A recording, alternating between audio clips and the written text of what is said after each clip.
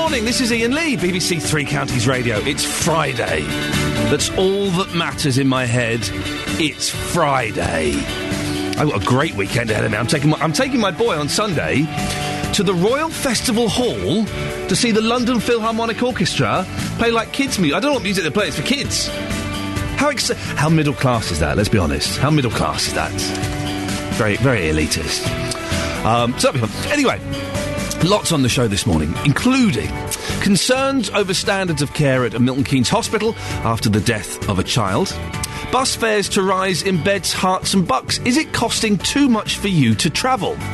And we speak to the person who either vandalised or improved the Milton Keynes concrete cows. Do you love or loathe the revamp? Is he a hero or is he a villain? You can get in touch via the email 3cr@bbc.co.uk. You can text 81333, starting your text 3CR, or you can give us a call, 08459 455 555. BBC Three Counties Radio. The parents of a 1-year-old girl who died at Milton Keynes Hospital have raised concerns about whether a review into the care of seriously ill children will prevent further deaths. A coroner has called for action in the paediatrics department following the death of Mia Elcock last October. It's not the first time that department has been criticised. Our reporter Jessica Cooper has been following the story. Morning, Jessica. Good morning. What happened to Mia? Well, Mia was a 13-month-old little girl from Little Horwood near Milton Keynes. And she was said to be in quite good spirits on her dad's birthday last year on the 23rd of October. She helped her dad blow out the candles on his birthday cake. But the inquest heard that, sadly, 12 hours later she had died. And that was because she had developed these breathing problems. She was admitted to hospital with what her parents said was a racing heartbeat. They said they could feel it racing so fast within her body. She was taken to A&E, but that was closed due to flooding. And later on, it was closed due to flooding? Yes, well, it was. Okay. And we heard in the inquest about the fact that there'd been a small explosion reported. Ceiling tiles had come down in part of A&E because the flood had come down from an upper floor. And the decision was made to temporarily close A&E. Wow, OK. But her mum and dad were taken to the walk-in centre, who then referred her on to the paediatrics department. So she probably went to where she would have done if she'd gone through A&E. And so she went to the paediatrics and she was diagnosed with this form of pneumonia. But what we heard is that it would have been practically impossible for the staff to know that she had this underlying heart problem. She had a growth on a valve in her heart. Okay. But the coroner did find that there was a failure on the part of the clinical staff to treat her. At one point, she could have been intubated, a process that would have helped her to breathe, but that point was missed. But he said that he couldn't really be satisfied that failure alone contributed to her death. And so, really, no matter what treatment she was given, this was an extremely rare condition, and she eventually died from acute heart failure. On her dad's birthday? Yeah, well, the day after, because it was the early hours, How sad is that? What are the hospital going to do now? Well, the coroner, Tom Osborne, made this rule called a 43 rule, and that is made to prevent further deaths. He asked the Chief Executive of Milton Keynes Hospital to carry out a review of how seriously ill children are cared for, and he suggested that they should possibly be looking at how that care happens out of hours. And he basically just was wanting to make sure that what needs to be done is done. He said that when ill children go into hospital, they need to be recognised how ill they are, and the adequate steps need to be taken to care for them. Mia's parents spoke to me after the verdict was recorded, Simon and Kirsten. They welcomed the 43 rule, but they did say that they have reservations. When Harry Mould died, they supposed to put in a high dependency pathway, and it was that very pathway that didn't occur in Mia's situation, which was the perfect situation for it to occur. The hospital has undertaken what's called a root cause analysis in an effort to understand the facts around what happened in Mia's case, and we've tried to engage throughout with them in that process, and we have found that has just not happened. So we are unfortunately left in a situation where we have little confidence in the manner in which they're going to deal with these issues, and that potentially this could happen as it's happened in the past again. So as the family said there, they had asked to be involved in this internal investigation, and they said that they found the organisation to be unwilling to learn. And they said that it sadly once again demonstrated the fact that children have continued to die at this hospital. But in response to what we heard throughout the inquest, Martin Wetherill, the medical director at Milton Keynes Hospital, told me that changes have already been made since Mia's death, and he said that they are continually making improvements. £750,000 has been spent on children's services at the hospital. They now have more nurses, they have 4 high dependency beds, and they have, since the beginning of this year, opened a new children's A&E department. So now when children go into A&E, they have their own specific area. The parents there mentioned Harry Mould. Yes, so Harry Mould is another little boy whose inquest we reported on last December, and now he died in the paediatrics. He was treated in the paediatrics unit and he died at a different hospital, but he died in 2009, and the coroner found in his case that neglect contributed to his death. And so as a result of his death, the hospital made quite a few changes, and part of that was the high dependency pathway. So this is what patients who are particularly ill and need extra observation are put on this pathway, and the idea is they get, the on-call consultant is told they're on this pathway, they get usually a heart monitor, and that they get specific notes to say that they're on high dependency. But Mia didn't get the heart monitor, is that right? No, Mia didn't get the heart monitor, the on-call consultant wasn't told, and there weren't the notes. So all 3 of those things that should have happened as a result of another child dying at the hospital didn't happen. Whether they would have made any difference because her condition was so rare, we can't know. And so I asked Mr. Wetherill, the medical director, whether he thinks that pathway is actually making any difference. I think the pathway is working, and when a child or indeed an adult is ill, the first priority is obviously to the patient and to do the paperwork later, and I fully accept that the paperwork in this case wasn't done. In terms of whether a heart monitor would have been useful, we heard from the experts, the cardiologists, paediatric cardiologists and the paediatricians, that a heart monitor in this particular case would not have been helpful, but each of those beds has on the wall a full monitoring equipment, including cardiac monitors. You make changes so that they're followed, and if they aren't followed, what's the point of making the changes? No, well, that's one of the points that HM Coroner made, and that is one of the points that we shall be looking into. So the hospital now has 56 days to respond to this rule from the coroner, the Rule 43, and they should then say what action they're going to take or what action they have already taken. Dear, what a sad story. Jessica Cooper, thank you very much. Later on in the show, we'll hear more from Mia Elcock's parents and Milton Keynes Hospital. 08459 455 555. A little bit of Buddy Holly. You can't go wrong with a little bit of Buddy Holly, I always find. I love a bit of Buddy Holly. I'm flicking through the newspapers because I'm trying to... oh, my goodness, look at the state of Bill Wyman. There's a story somewhere which I found online, and I'll find it for you a little bit later on, but basically, less and less of us as parents are reading bedtime stories to our kids. It's something like 42% of parents are reading one story a week to their kids at bedtime. Really? If you're a parent or a grandparent, isn't that one of the best things in the world? Is reading bedtime stories. I was out all day yesterday working, doing this, and had a load of other nonsense to do. I got home just in time. My little boy had been bathed. I got home just in time to hide in his bed, so when he came in the bedroom, he's like, "Oh, Daddy!" I was like, "Yeah!" And I spent half an hour lying with him on the floor. He was naked. "Do you want to put your pyjamas on?" "No." "OK." And we were talking about what he did in the day and what his favourite noise was. It turns out his favourite noise at the moment is a loud train. And then we got him dressed. He put braces on for some reason. Got into bed and we read One Ted Falls Out of Bed and a book about aeroplanes. What a joy. It's the best thing. If you're a parent, can you call me up, please? And just let me know, how many times a week do you read bedtime stories to your kids? Do you do it at all? Once, twice, every night? 08459 455 555. 08459 455 555. How many times a week do you read bedtime stories to your kids? Now, last week we told you about the mysterious appearance of skeleton designs which have been painted on the famous concrete cows in Milton Keynes. Vandalism or work of art? 81333. Start your text 3CR. Vandalism or work of art? Well, this morning we can exclusively I don't know if it is an exclusive. We put it in, it makes it sound more exciting. It might not be, so don't sue me, but I'm going to say it again. We can exclusively reveal who did it. BBC Three Counties reporter Justin Dealey is on his way to meet the person. Justin, what can you say? Well, what I can say, I'm at junction 12 of the M1 right now. I'm going to get myself moving to Milton Keynes. Carl, you're better than that, Dealey. Yes, you're better right. than that. You're Not right. much, but a bit. OK, so I'm on the way to Milton Keynes. We're off to meet somebody who goes by the name, Ian, of Pie Waste. Yes, let me say that again. Pie Waste. Now, this is the man who has admitted to turning those lovely concrete cows in Milton Keynes into skeletons. Yeah. He painted them earlier this month, which we believe was on the 9th of October. The MK Parks Trust, well, they're not happy.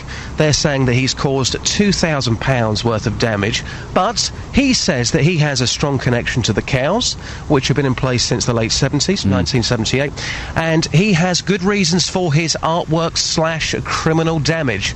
I'm off to meet this man, Mr. Pie Waste, and we'll find out those reasons after 7 o'clock. Justin, speak to you later on. Thank you, Ian. It's nice sending him out on these secret missions. I do like that. What do you think? Act of vandalism, or have they improved the cows? Loads of tourists have been to go and see them. 08459 455 555. And do you read bedtime stories to your kids? How many a week do you read? 81333. Start your text 3CR. Good morning, this is Iain Lee, BBC Three Counties Radio. A couple of things we got out this morning. The concrete cows in Milton Keynes.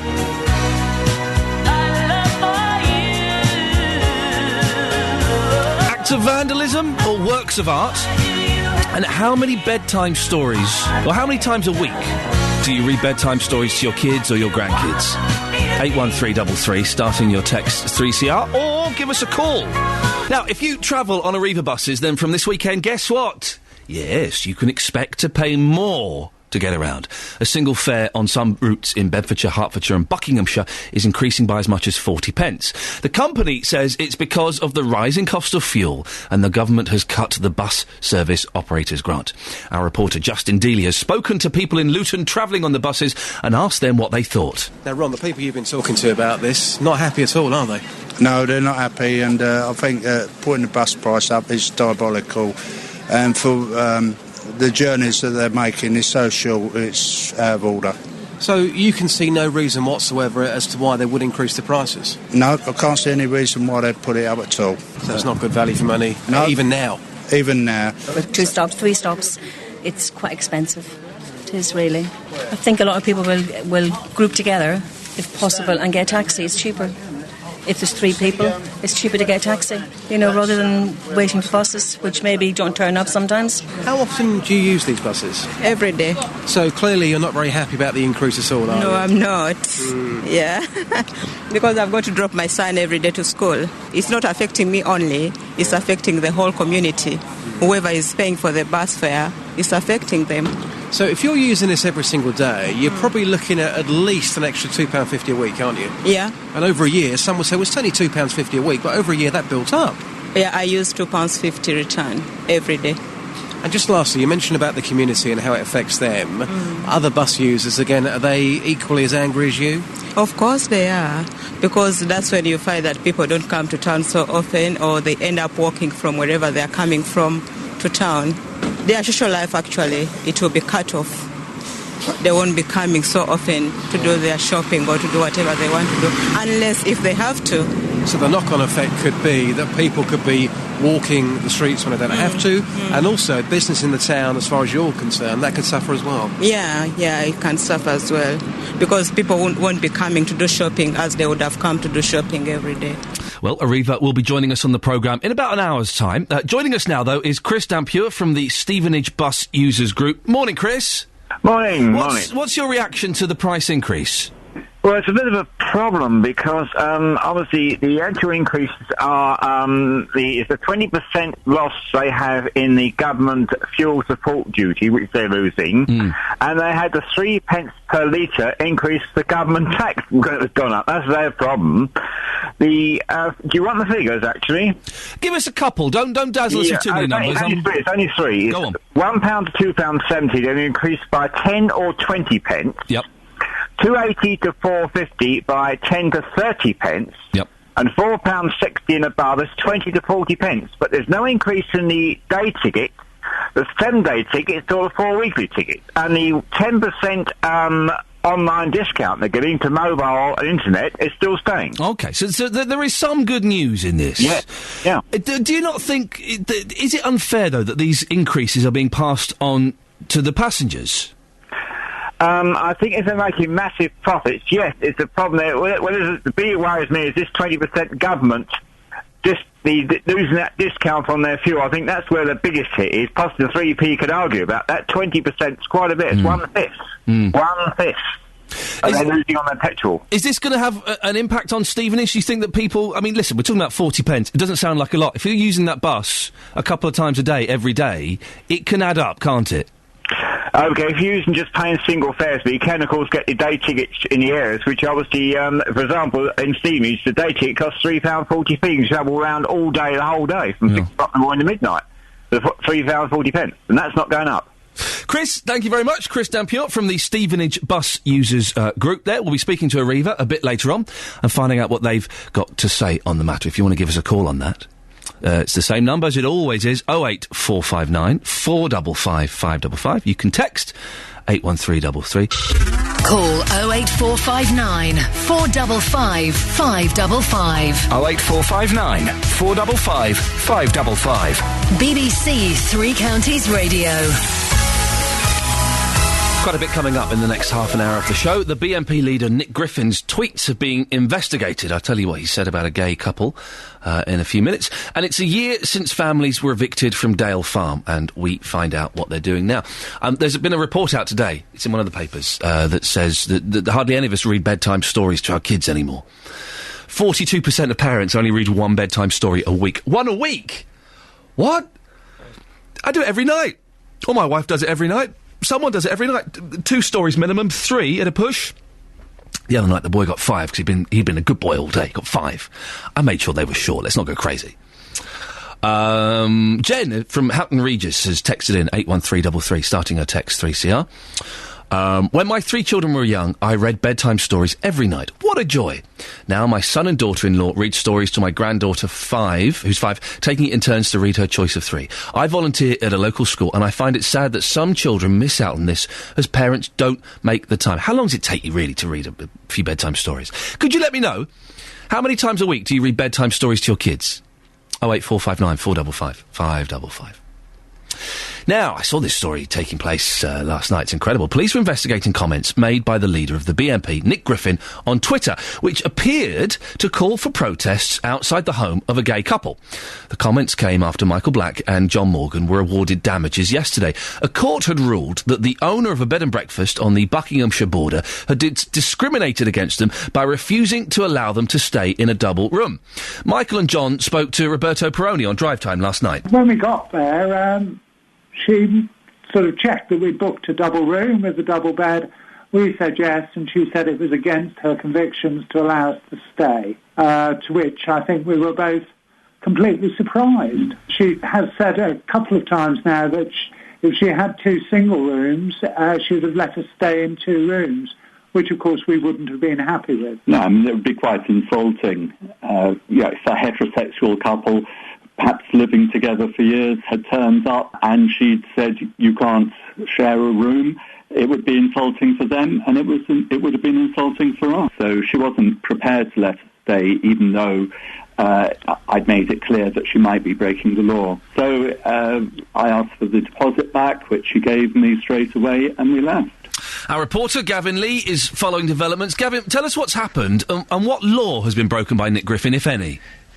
Yeah, really interesting, isn't it? This all came shortly after this case we've just been hearing about from John and Michael there. Both awarded £1,800 each in damages against this Berkshire B&B, which wouldn't let them stay in a room specifically with a double bed. So the argument was following that would they stay in a single or not, but the judge ultimately ruled that this was discrimination and that a heterosexual couple wouldn't have been given the same treatment. So shortly after that, Nick Griffin starts to make comments on Twitter about the case, and certainly comments in his name anyway, seems to ask his followers to send him the couple's address. In fact, these are the specific comments that he starts to make. He's talking about this particular case, and he is quite actually vociferous, I think, in his view here. I'll go on to exactly what law he could be breaking in a minute. But he says, so Messrs Black and Morgan, a British justice team will come up to Huntingdon, give you a bit of drama, say no to heterophobia. And just before that, he's talking about basically asking if the people want to send this address. It says, we'll hold a demo for rights of all homeowners, gays included, to rent or not to rent rooms to whomsoever they wish. So these specific actives, Communications Act, Section 127, 2003, which says if there's a public electronic communication network, including, of course, Facebook and Twitter, then if you use that to send a message of a menacing character, that's a criminal offence. And also grossly offensive messages which are obscene or indecent as well are included. So that's what the police have got to look at. And he gave out an address, and I don't know if it's their address or not, I don't really care, but he also gave out a specific street address, didn't he, in the tweet?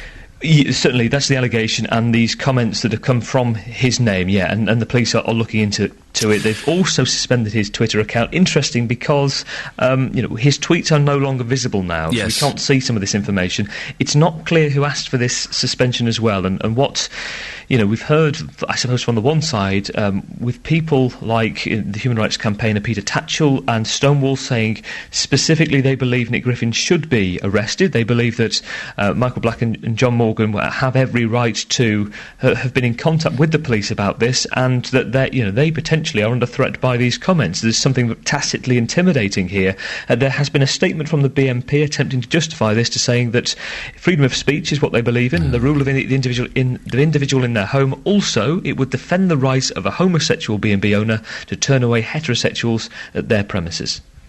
Gavin Lee, thank you very much indeed. I saw the tweets last night, and I saw someone do a lovely tweet saying, let's fight back against giving out this address by sending that gay couple Christmas cards, which I thought was kind of a nice way of getting around it. It's incredible. I don't particularly want to talk specifically about Nick Griffin. You probably have your own opinions on him and what he did, and if it's going to be investigated by the police, I don't want to know.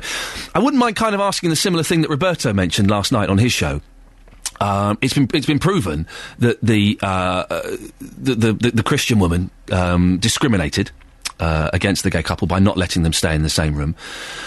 But so what I want to ask this morning is that the right decision? Do you agree with that decision? Do you have the right to decide who stays in your B&B, in your hotel? Should you have the right to stay? To decide who stays in your B&B?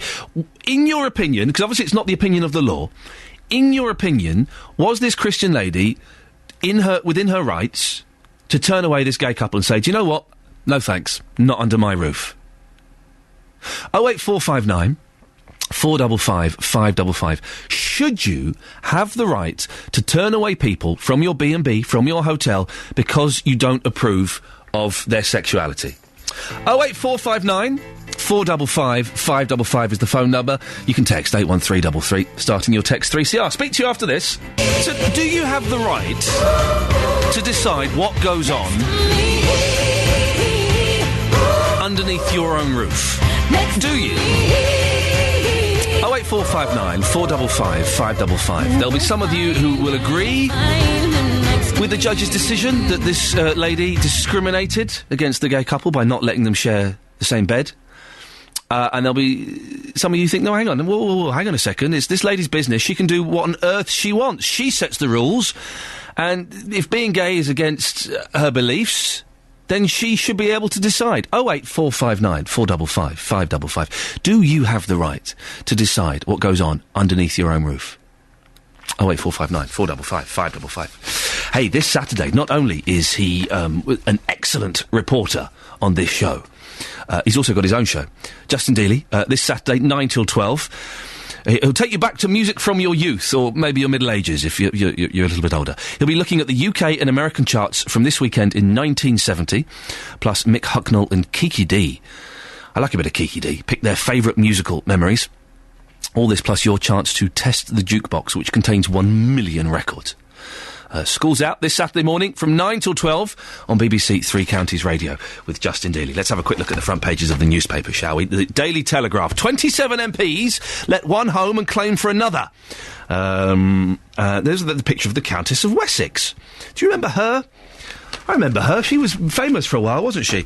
The Guardian. Doctors to face annual checks on competence. And I want to be a force for change. Exclusive interview with the first out gay boxer. And there's George Galloway banging on about something there. The Times. Leaked Savile email puts BBC's defence in doubt. The BBC's stated reason for cancelling a Newsnight investigation into sexual abuse by Jimmy Savile has been cast into doubt by a leaked internal email seen by The Times. And there's more on this energy tariff promise from David Cameron, which I was listening to yesterday. Doesn't sound, actually, as good as... He came out and said, right, all energy companies, you're going to have to be forced to put people on the cheapest tariff. And I heard lots of experts yesterday saying, well, that just means they're going to increase the price of the cheapest tariff. Thanks for that, David. The Independent... Whoa, hang on a second. The scientists who turned fresh air into petrol... We'll have some of that. I don't believe it for a second, but we'll have some of that. The Express... New chaos over your energy bill. Cameron fuels confusion over soaring prices. The Daily Mail. Blunder that cost Google £15 billion in 8 minutes. The Daily Mirror. If they find Ben's bones, my life will be finished. This is... the story about Ben Needham, who went missing 21 years ago, and police in Cos are digging up where they think he might be. And The Sun. Mobiles can give you a tumour, court rules. And there's also a picture of a lady in her pants. There it is, it's the front page. She slept with someone, apparently. BBC Three Counties Radio. Lots to talk about this morning. Some light, some not quite so light. Asking about when do you read your kids' bedtime stories? Do you read them? How many a week do you read? And also the issue of this gay couple that were turned away from a B&B. The law has ruled that the woman discriminated against them. But what do you think? Should you be allowed to decide what goes on under your own roof? 08459 455 555. Eddie's from Luton. Good morning, Eddie. Good morning. How are you? Yeah, I'm fine, thank you. What's your take on this? Well, I'm trying to make it as simple as possible. I work for a recruitment company. I'm not going to mention the name. Nope. But the law of the land states that you can't have discrimination within the workplace. That they set this law out purposely for that. This woman's home is her home, but they have now decided to make this a business. So by that, she's abided by the laws of no discrimination in the workplace. What about people who might say that her Christian beliefs... say that homosexuality is wrong, and she should be allowed to put her Christian beliefs above the law of the land? No, you're absolutely right, but then surely she should have weighed these options up and thoughts of her beliefs before she decided to open her home as a business to the general public. What do you think, that we have too many laws protecting people, and that some businesses should be allowed to make their own decisions about things? No, you're absolutely right. They should. I think businesses have taken a lot of stuff away from them nowadays. But you've got to have the discrimination side of it, because you just can't have that anymore. I mean, we're in the 20th century. That shouldn't exist anymore. Eddie, I don't want to, scare you. We're in the 21st century now. We're living in the future. I do apologise. It is 10 to 7 in the morning. Tell me about it. Listen, I haven't got a clue. Eddie, listen, thank you very much for that. 08459 455 555 is the telephone number if you want to give us a call on that. Do you have the right to say what goes on under your roof? I guess is the basic question here. A little bit of Barry White, the most unsexy man in the world, singing sexy songs. Iain Lee, BBC Three Counties Radio, 08459 455 555 is the telephone number if you want to give us a call. Now, all this week we've been talking about elderly care, with councils having to cut their budgets. What support is there for the older population? For those with Alzheimer's, there are therapeutic singing sessions, otherwise known as singing for the brain. Research shows that singing helps them communicate. Even if they can't speak very well, they're able to sing. Our reporter Tony Fisher went along to a session in Aylesbury.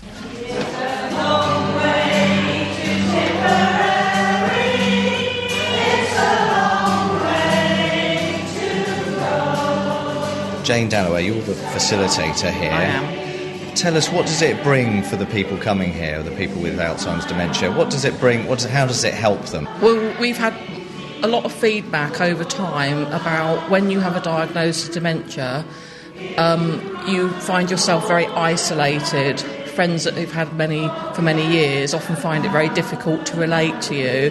and sadly friendships can fall away. So a big part of belonging to any group is the fact that they can actually make new friends and be in what we call a peer support service.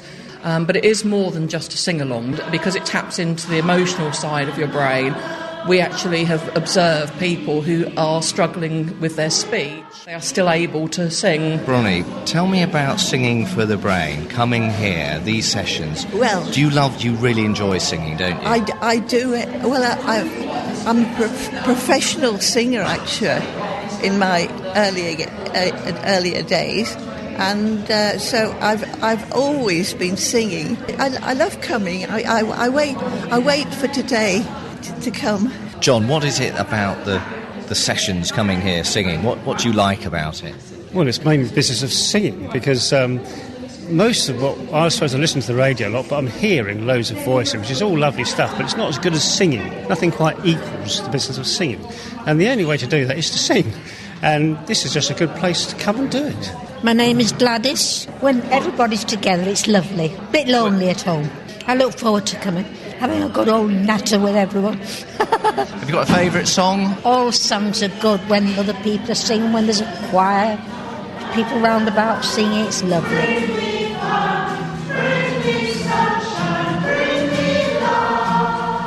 Tony Fisher there, fantastic. Patricia Birchley is the councillor in charge of health and well-being at Buckinghamshire County Council. She joins me now. Good morning, Patricia. Good morning, Iain. Can you give us an idea of the extent of the elderly care crisis in Buckinghamshire? Yes, let me say that Buckinghamshire has done detailed research which suggests that there will be a 70% increase in the number of older people needing social care by 2030. And we believe our Prevention Matters services could reduce this demand by up to a quarter. How would you do that? What scheme have you got in place? Prevention Matters will support people with a long-term condition to get their needs met in the community. We hope it will reduce the need to go into hospital. Working with partners and the voluntary organisations will be very important. We are building informal networks to reduce isolation and to introduce older people to new services, helping them to maintain sociable and independent lives. What are these new services? What things can they be expecting?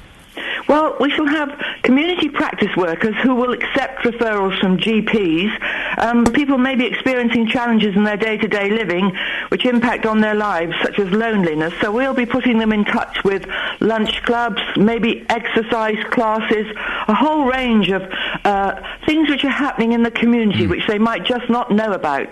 It's not going to work for everybody, these schemes, are they? Because some people will need to go into care homes, whatever you do. The government says it's shifted £7.2 billion from the NHS budget into social care. It's not going to be enough, is it? It's going to be very difficult to manage all these things in the future, and in Buckinghamshire we estimate that the cost of care will rise by up to £42 million a year over this period. So we are urging government to enact the Dilnot proposal so that people will have more certainty about the cost of their care if they need it in later life. You recently met Care Minister Norman Lamb, I think. Are you convinced that both he and the government are taking this issue seriously?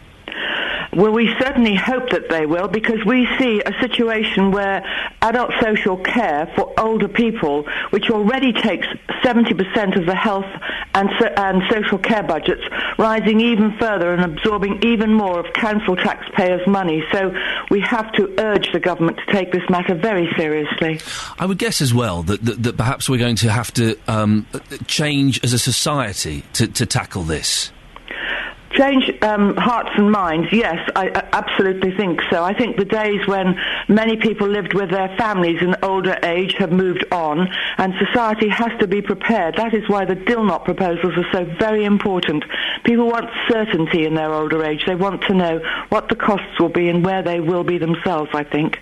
Patricia Birchley, councillor in charge of health and wellbeing at Bucks County Council. Thank you very much indeed. 08459 455 555. We're asking this morning, how often do you read bedtime stories? And also, in the light of this ruling yesterday that the owner of a B&B discriminated against a gay couple by turning them away or saying they couldn't sleep in the same room, should you be allowed to decide what goes on under your roof? We've got a comment on the Facebook page. If you go to BBC Three Counties on Facebook, you'll find it. They're all scattered around there.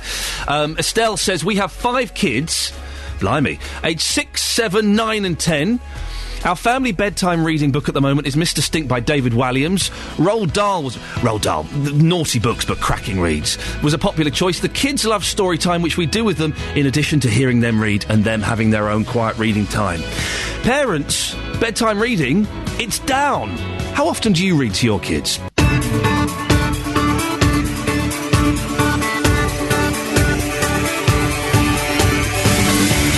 Catherine, good morning. Iain Lee, BBC Three Counties Radio. 3 minutes past 7, it's Friday. It's the freaking weekend, baby. I'm about to have me some fun. Well, I'm going to a haunted house tomorrow.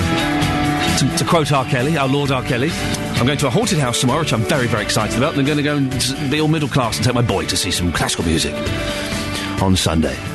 Lots coming up between now and 9 o'clock. We've got harpists before the end of the show. Oh, yes! Oh, yes! You won't get that anywhere else. Got a harpist. But in the next hour, a review is ordered into how seriously ill children are cared for at Milton Keynes Hospital. Do you have the right to say what goes on under your own roof? And we reveal who turned the Milton Keynes concrete cows into skeletons. Was it vandalism or was it a work of art? 08459 455 555. BBC Three Counties Radio. Well, the parents of a 1-year-old girl who died at Milton Keynes Hospital say they have little confidence a review into the care of seriously ill children will lead to change. A coroner has called for action to be taken to reduce further risks following the death of Mia Elcock. Mia died within hours of arriving at the hospital and was later found to have an extremely rare heart condition. Our reporter Jessica Cooper spoke to Mia's parents, Simon Elcock and Kirsten McIntosh, after the verdicts about the care Mia received. I think the coroner did indeed identify that there were alternative forms of treatment that Mia could have received. I think medicine is never clearly black and white. However, I think there were opportunities where perhaps intervention could have taken place earlier and didn't. This is something that clearly may have had an impact on Mia's survival. And the coroner mentioned about the Section 43, which is going to be an investigation to make sure this doesn't happen again. He said he hopes that was a tiny condolence, and if anything could be taken away from this, it would be that you've gone through this inquest process to make sure that this doesn't happen again. Do you agree? Do you hope that is the outcome? We do very much hope that is the outcome, because we'd hate to think of any other parent to go through like this. But I guess we have some reservations in that when Harry Mould died, they supposed to put in a high dependency pathway, and it was that very pathway that didn't occur in Mia's situation, which was the perfect situation for it to occur. I think equally the fact that the hospital has undertaken what's called a root cause analysis in an effort to understand the facts around what happened in Mia's case, and to make proposals and recommendations that would enable them to improve. And I think we've, as Kirsten said, tried to engage throughout with them in that process, as is recommended under NHS guidance, and we have found that has just not happened. So we are unfortunately left in a situation where we have little confidence in the manner in which they're going to deal with these issues, and that potentially this could happen as it's happened in the past again. You mentioned, Kirsten, about the high dependency pathway and how that was developed after Harry Mould's death in an effort to make sure that the patients that need the most observation get it. We heard in the inquest that Mia didn't have a heart monitor on, the on-call consultant wasn't called, and that the notes for the high dependency pathway weren't filled out. So as far as you're concerned, has that high dependency pathway made any difference? For maybe it does for other children. In Mia's case, it didn't work at all. Well, the family are now planning to open a woodland in Mia's memory.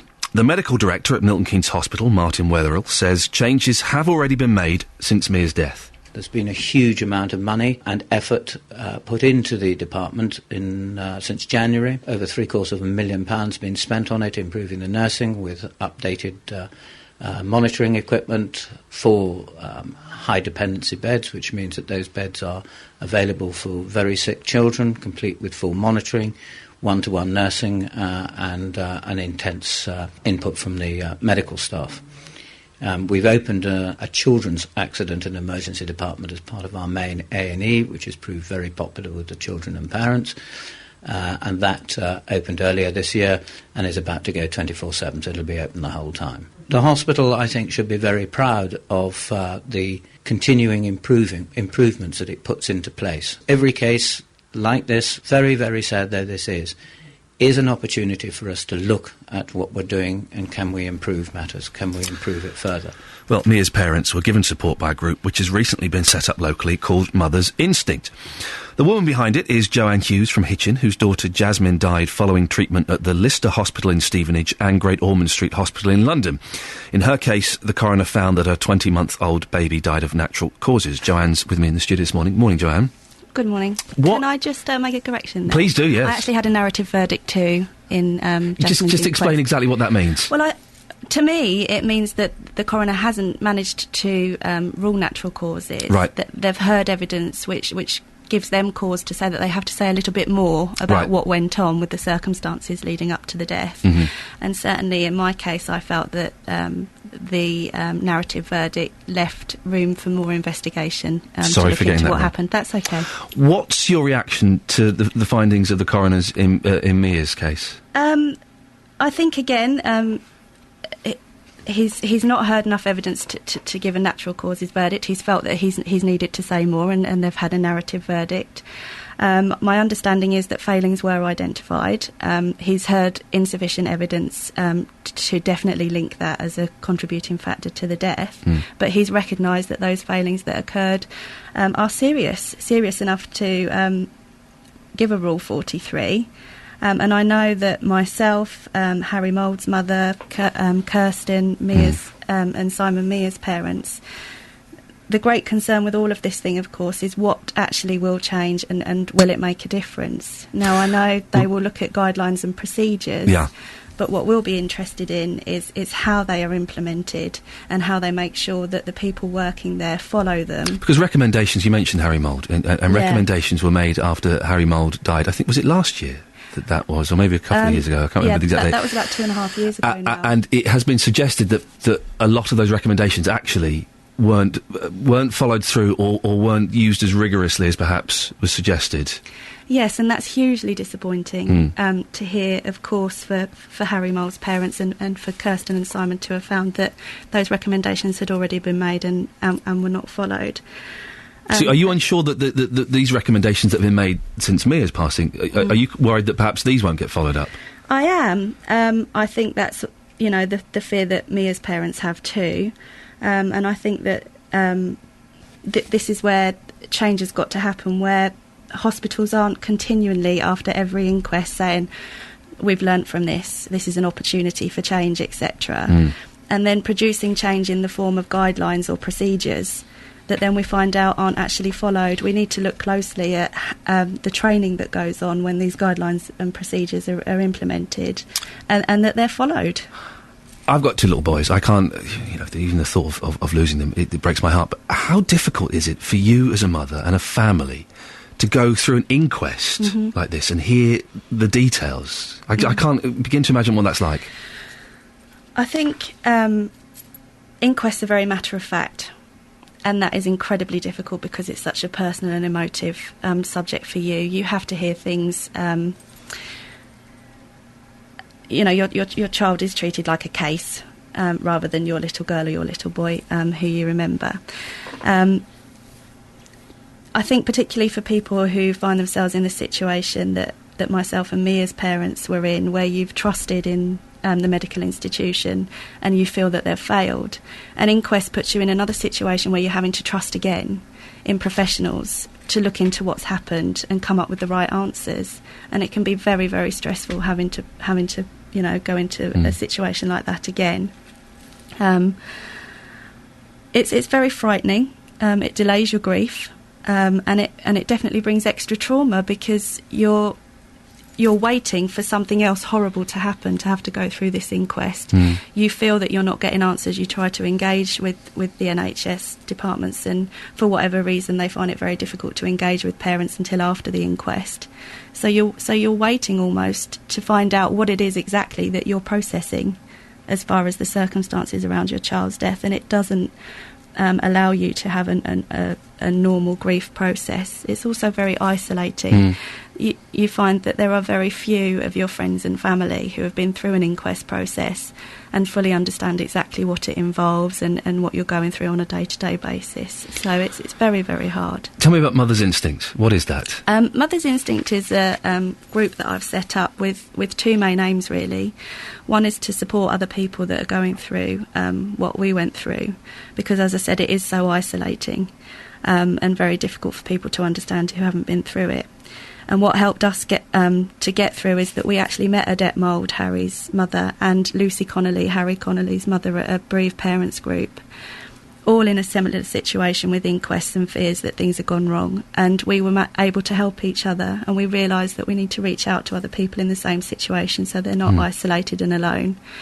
Being able to talk to other parents who have gone through it gives a bit of freedom, because sometimes some of the things you want to talk about and the details and the things are very, very shocking for people who haven't lost a child or who haven't been through an inquest process, and sometimes you don't want to upset other people with all of the details, but if you can talk to somebody who can handle it because they've been through it themselves, it's helpful.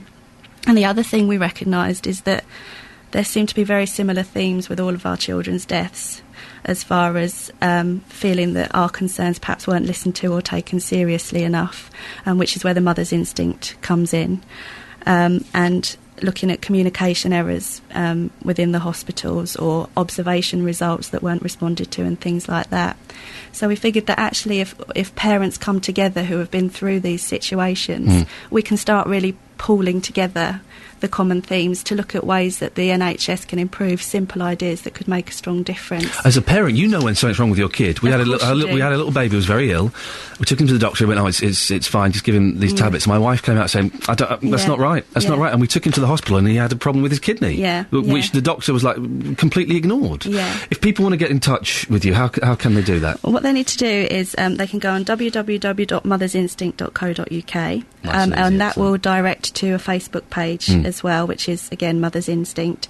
Also, if there are any parents out there that are experiencing this at the moment, we are having one of our support group meetings on the 3rd of November in Hitchin, and they can contact me on my email address, joanne.hughes@mothersinstinct.co.uk for details. Give that address one more time. joanne.hughes@mothersinstinct.co.uk. Joanne, thank you very much for coming in. Thank you. Sorry, it's such a sad story, and I think even if you're not a parent, you can't help but be affected by this, and best of luck with the work that you carry on to do. That's Joanne Hughes there from Mother's Instinct. Right. Cambridgeshire Police are investigating complaints about the British National Party leader Nick Griffin after he revealed the address of a gay couple on Twitter and appeared to encourage his supporters to protest outside their home.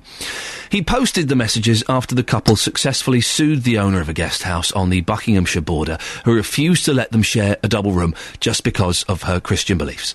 Joshua Rosenberg is a legal expert. The first question is whether this is a breach of the Communications Act 2003.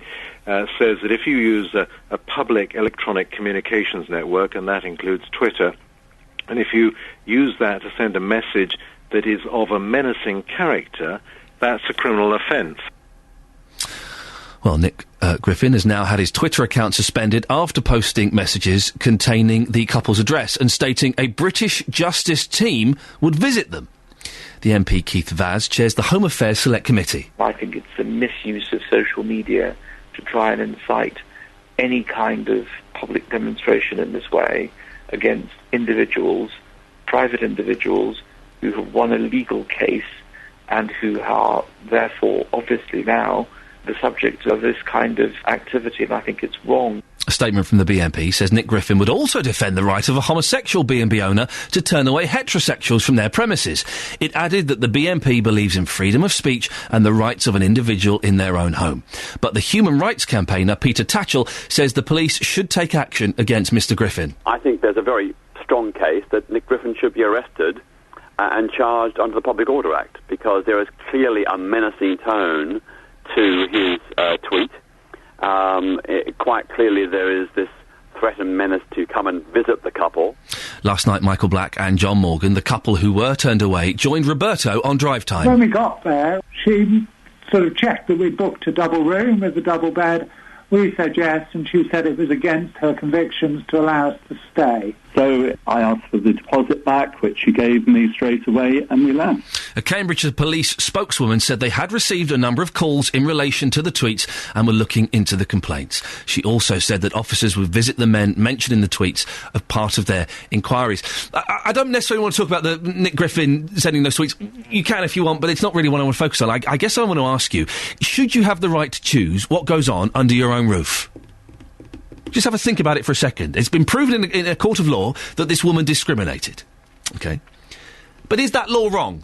08459 455 555. Andrew has tweeted us. You can tweet at Iain Lee or at BBC3CR. They both end up in the same place. This was a business, not someone's private home. Businesses can't treat people differently. Nick says, no, you haven't got the right to say what goes on under your own roof if you run a business. Why should bigots be allowed exemption from the law? My Han says, if you're opening your home to the public and people are paying, it should be without discrimination. And Paul says, you can say what happens under your roof, but not when it's a business. Not when it's a business. Could a cafe say no to black people? Across beds, hearts and bucks, this is Iain Lee on BBC Three Counties Radio. Now, if you travel on Arriva buses, then from this weekend you can expect to pay more to get around. A single fare on some routes in Bedfordshire, Hertfordshire and Buckinghamshire is increasing by as much as 40p. The company says it's because of the rising cost of fuel, and the government has cut the bus service operators' grant. Our reporter Justin Dealey has spoken to people in Luton travelling on the buses and asked them what they thought. Now, Ron, the people you've been talking to about this, not happy at all, are they? No, they're not happy, and I think putting the bus price up is diabolical. And for the journeys that they're making is so short, it's out of order. So you can see no reason whatsoever as to why they would increase the prices? No, I can't see any reason why they'd put it up at all. So it's not good value for money, no, even now? Even now. 2 stops, 3 stops, it's quite expensive. It is really. I think a lot of people will group together, if possible, and get a taxi. It's cheaper. If there's 3 people, it's cheaper to get a taxi, rather than waiting for buses, which maybe don't turn up sometimes. How often do you use these buses? Every day. So clearly you're not very happy about the increase at all, are you? No, I'm not. Yeah. Because I've got to drop my son every day to school. It's not affecting me only, it's affecting the whole community. Whoever is paying for the bus fare, it's affecting them. So if you're using this every single day, you're probably looking at least an extra £2.50 a week, aren't you? Yeah. And over a year, some will say, well, it's only £2.50 a week, but over a year that built up. Yeah, I use £2.50 return every day. And just lastly, you mentioned about the community and how it affects them. Other bus users, again, are they equally as angry as you? Of course they are, because that's when you find that people don't come to town so often, or they end up walking from wherever they're coming from to town. Their social life, actually, it will be cut off. They won't be coming so often to do their shopping or to do whatever they want to do, unless if they have to. So the knock-on effect could be that people could be walking the streets when they don't have to, and also business in the town, as far as you're concerned, that could suffer as well. Yeah, it can suffer as well, because people won't be coming to do shopping as they would have come to do shopping every day. That's Justin Dealey speaking to bus users yesterday. Well, Lindsay Frostick is from Arriva. She joins me now. Good morning, Lindsay. Good morning. Why are Arriva increasing the prices? Well, then she gave the reason at the beginning of the clip. Obviously, the cost of fuel is constantly going up, and this year has seen, you called it a reduction in the bus service operators grant, which is basically a rebate on the tax we pay on fuel due to the large quantity bus operators buy. There is a rebate against kind of the price at the pump, so you're not paying a similar price at the pump, because when you're buying millions of litres, that's quite a lot of money, and that rebate has been reduced. I bet you still get loads of Shell Club Card points, though, don't you? Yeah, if only we did, that would be great. People are upset by this. Yeah, we can appreciate that, absolutely. And, putting fares up is never a decision we take lightly, and it's never something we do, enjoy doing. But with operating costs going up, obviously fuel's a big one, cost of insurance, claims and things like that, all of that affects our business. Even the cost of energy will, gas and electric will affect our business like it affects others, and that does put the operating costs up. How much profit did you make last year? Off the top of my head, I don't know as a company. Vague idea? No. I don't think making a profit is a wrong thing to do. In fact, bus operators operating commercial services have to make a profit. Of course they do. Of course they do. I was just wondering who's more important, making money for your shareholders or your customers? We don't have we're privately owned. We don't have shareholders. But it would seem that the customers are being punished for this when perhaps there could be a little bit of compromise and you can maybe eat a little bit into the profits. The cost of our fuel is going up by about 4 million, so that's not what we're paying, that's what it's going up by. That's a considerable amount of money that we have to try and claw back, and we're not clawing it all back through fares, we are absorbing some of that ourselves. And yes, there is going to be a little bit of extra money out of everybody's pockets, but regular users, like the lady who uses it twice a day, our weekly and 4-weekly tickets aren't going up. The other important thing is that we are investing in buses in the town.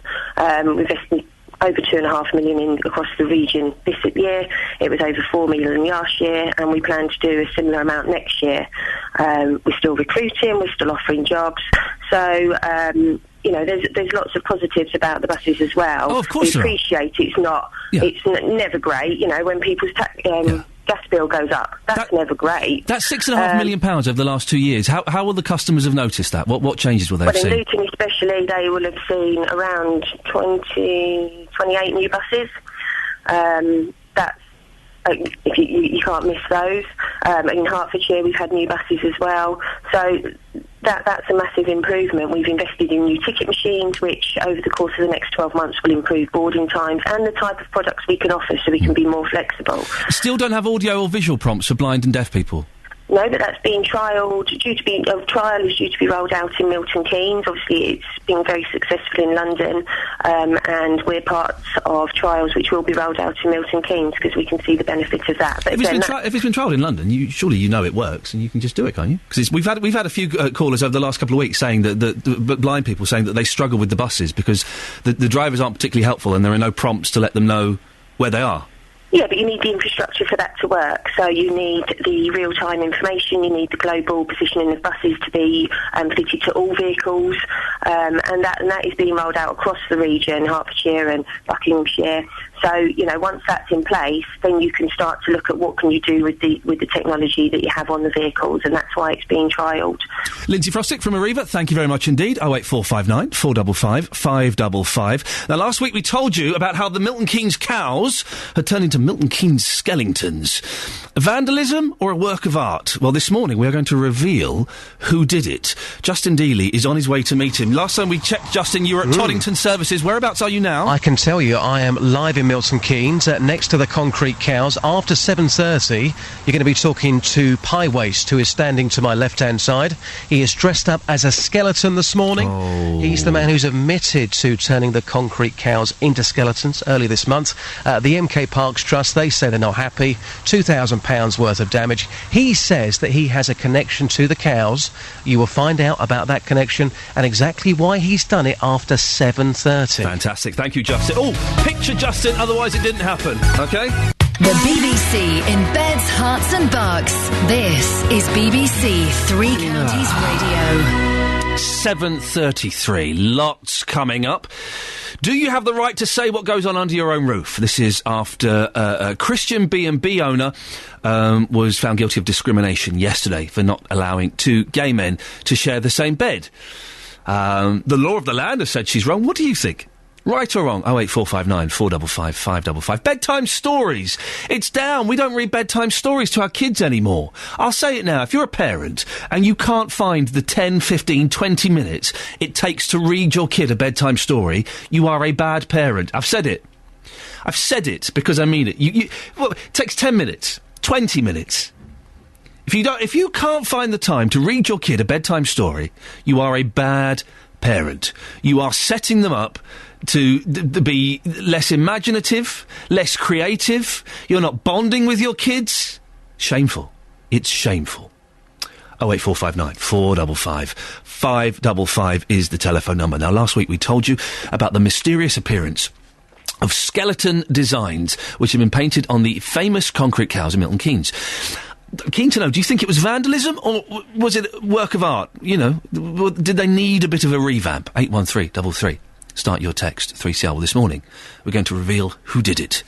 His name is Pie Waste, and he joins me on the line now. Good morning, Pie Waste. Good morning. I just want to go, aha! Thank you very much. Well done. That's all. I don't know why you did it, but good work. Why the name Pie Waste? Well, my nickname's Pie, and I'm living in a bit of a wasteful society, unfortunately. Are we all guilty of this?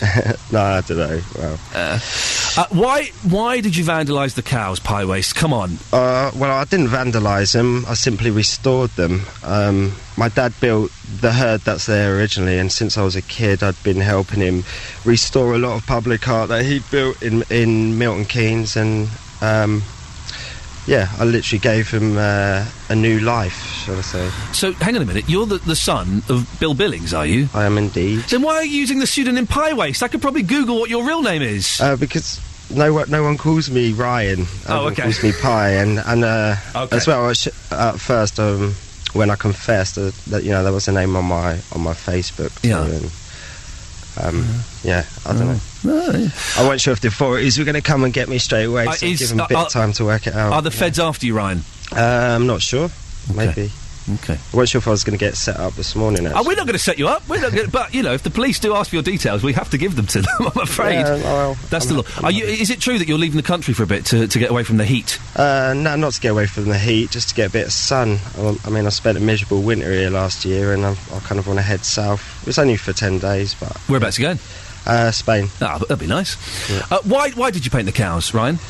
Because they were falling to bits, the paint flaking off. They already had tags all over them, so I just simply went down there and sort of revamped them up, Do you think it's... Because, listen, they are kind of national treasures to a certain extent. Do you think that Milton Keynes Council have let the side down a bit by letting them get so, dirty and messy and badly treated? Yeah, I guess so. I've been applying for quite a while to restore quite a few of my dad's things. The first statement I made was to repaint the dinosaur, which was literally vandalised to bits. It was smashed to bits, had holes in it where kids been chucking bricks at it. So I simply sourced materials, and people from the community donated me cement and stuff. I went down there, made a dry mix, and I literally fixed it and then gave it a new fresher paint. Ryan, it sounds like you're putting a lot of thought into this. You're not just your casual tagger, but some people would still say it's vandalism. What? I know all the street language, Ryan. You can't get one. I know what tagging is. Yeah, well, I didn't put any writing on it, did I? No, and that's what. If you listen, that's what I said. I said that I was kind of on your side for a second. Yes, sorry. Not so much now. You're putting a lot of work into it, aren't you? Well, not really. It only took me a few hours in total just to do the toadstools, the pear tree dinosaur, and the cows. Not as much time as it's taken to get through to the council and actually get it done. I can't keep going to meetings and wait another few months just to go to another meeting and talk about them being painted, when I just thought, I sourced the materials and just did it. I don't want to be in Milton Keynes forever, so I just needed to do this and get it over with, and then... Listen, Ryan, the council are very upset because you have been a naughty boy, and they say it's going to cost £2,000 to paint them back. Well, how, when I did 3 projects with nothing? Well, are you going to paint them back for free? If they give me the materials, yeah. Will you? Yeah, of course I will. Oh, there we go. Well, that's sorted then. If they give you materials, you'll paint it back for free. Yeah, definitely. I'm more than happy to. I did that anyway, didn't I? Yeah, but you're painting them back to cows, not skeletons. If that's what they want, yeah. But this time I'll paint them different. I'll make them look better. There's been a lot of public reaction about what you did, and some of it's quite positive. Yeah, even the original artist Liz Lay, she emailed the Citizen saying that she loved it, and she's more than happy for this new revamp to kind of stay like that, and and they actually because they've been vandalised so much over the years, they've lost their original shape, obviously, and the skeletons actually hide the awful silhouette of them, and they look, ironically, they look more alive than ever. Well, Ryan, I've got something to reveal to you, that Justin, who's there holding the microphone, is not actually a reporter, he's a copper, and you're nicked, sunshine. Sweet. Sweet. Bed and breakfast. There we go. Ryan, thank you very much. That's Ryan Billings, the son of Bill Billings, the one of the community artists who created the concrete cows there. What do you think? Has he done a good job? Or is he a very, very naughty boy? 08459 455 555. We're asking about bedtime stories as well. When do you... how often do you read bedtime stories to your kids? Johnny Letchworth. I read to my 3-year-old every night. Here we go, Dave. No, listen, I'll have this, Dave. I'll take this. I don't think I read to my kids when they were young, but I did tell them stories every night, which they always ask more. No, that's just as good, I think. But reading is good because it helps them read, I think, a bit. But no, my little boy sometimes says, I don't want a book tonight, Daddy. Could you make up a story? And my stories always involve him and his brother and the Queen and a helicopter for some reason. I say, who do you want in the story? And it's always him, his brother, the Queen, and a helicopter. There's only so many variations you can do on that story, really. But I'm having a pretty good crack at it. I've got a few variations that I like to throw into the mix every now and then. 08459 455 555. How often do you read bedtime stories to your kids? And if you don't have that time with them, reading or making up stories, you're a bad parent, aren't you? Why don't you do it? It's such a joy. It's the best part of the day. Because generally, they're focused, they're attentive, they're a little bit sleepy, they're paying attention, they're at their cutest. I mean, they can still be a little bit naughty. But it's the best time of the day. If you don't do it, then you are a bad parent. Simple as. You are setting your child up to have no imagination, to have no creativity. Be a little bit dumb. 08459 455 555 is the telephone number if you want to give me a call on that. Or you can text 81333, starting your text 3CR, or you can email 3cr@bbc.co.uk. We were talking earlier on about the bus increases, the fare increases on Arriva buses. Peter is in Milton Keynes. Good morning, Peter. Yes, good morning. I believe you're a member of the Milton Keynes Bus Users Group, is that correct? I'm actually the chair of the Bus Users Group. Sir, I'm standing up and I'm saluting you. Didn't we realise we had someone so important on the line? Oh, don't be silly. What do you make of these increases? Well, we just had our AGM a few days ago, and we had the managing director of Arriva Shires, and that question was raised about the rising of the fares. Obviously, we were all a little bit concerned about it. It's another sort of nail in the coffin of spending money. However, we were given a very good view of the problems that Arriva or any bus company have at the moment. One thing we didn't realise is that they have to take any bus off the road every 5 to 6 weeks, whereas we would do an MOT or a service once a year. Yeah. They have to do that every 6 weeks. Costs in that area have gone up. And, of course, the bus service operators grant, which is a government subsidy, has also been reduced by about 20%. So really, as he said, it's something they don't want to do. They're trying to keep the status quo because they obviously have to keep earning enough money to buy new buses and so on and so forth. So I went from being a cynic to being someone who, in practical terms, understood the problem. They have tried, I think, and I got that very strongly from him. I felt he was a very honest person, that they've tried to minimise it to the lowest level that they can. Do you listen, I use the buses all the time. It's my favourite form of transport. I love it because you get to see so much, you get to see such wonderful people and great views. But do you worry, Peter, that these increases will put some people off travelling on buses? Because some people do say buses are quite expensive as it is. Well, it's interesting because here in Milton Keynes we've had an increase of about 11% in bus usage. Yeah. Because I think what people are realising is if they take their car out, there's all the costs of fuel in themselves and also insurance and so on and so forth. So I'm noticing that people they use the word multimodal. They're moving to a new modal form of transport. That does help, I think, in the long term, because the government is all very strong on this thing called sustainability, cutting down carbon emissions and so on and so forth. what we're seeing generally is this increase. So I think it's a very difficult area, isn't it? You've got to make that decision. It's a balance, isn't it? It's a balance, and I think. Yes, having to pay more for your fares is something that is not very palatable for all of us. But perhaps we have to do it. Peter in Milton Keynes, who is the chairman of the Milton Keynes Bus Users Group, thank you very much for that indeed. We've been talking all this week about elderly care, with councils having to cut their budgets. What support is there for the older population? For those with Alzheimer's, there are therapeutic singing sessions, otherwise known as singing for the brain. Research shows that singing helps them communicate, and even if they can't speak very well, they are able to sing. Our reporter, Tony Fisher, went along to a session in Aylesbury.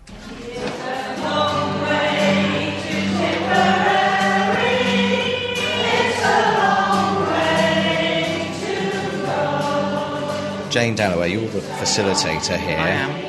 Tell us, what does it bring for the people coming here, the people with Alzheimer's dementia? What does it bring? How does it help them? Well, we've had a lot of feedback over time about when you have a diagnosis of dementia, you find yourself very isolated. Friends that have had for many years often find it very difficult to relate to you, and sadly friendships can fall away. So a big part of belonging to any group is the fact that they can actually make new friends and be in what we call a peer support service. But it is more than just a sing-along, because it taps into the emotional side of your brain. We actually have observed people who are struggling with their speech. They are still able to sing. Bronnie, tell me about Singing for the Brain, coming here, these sessions. Well, you really enjoy singing, don't you? I do. Well, I'm a professional singer, actually, in my earlier days. And so I've always been singing. I love coming. I wait for today to come. John, what is it about the sessions coming here singing? What do you like about it?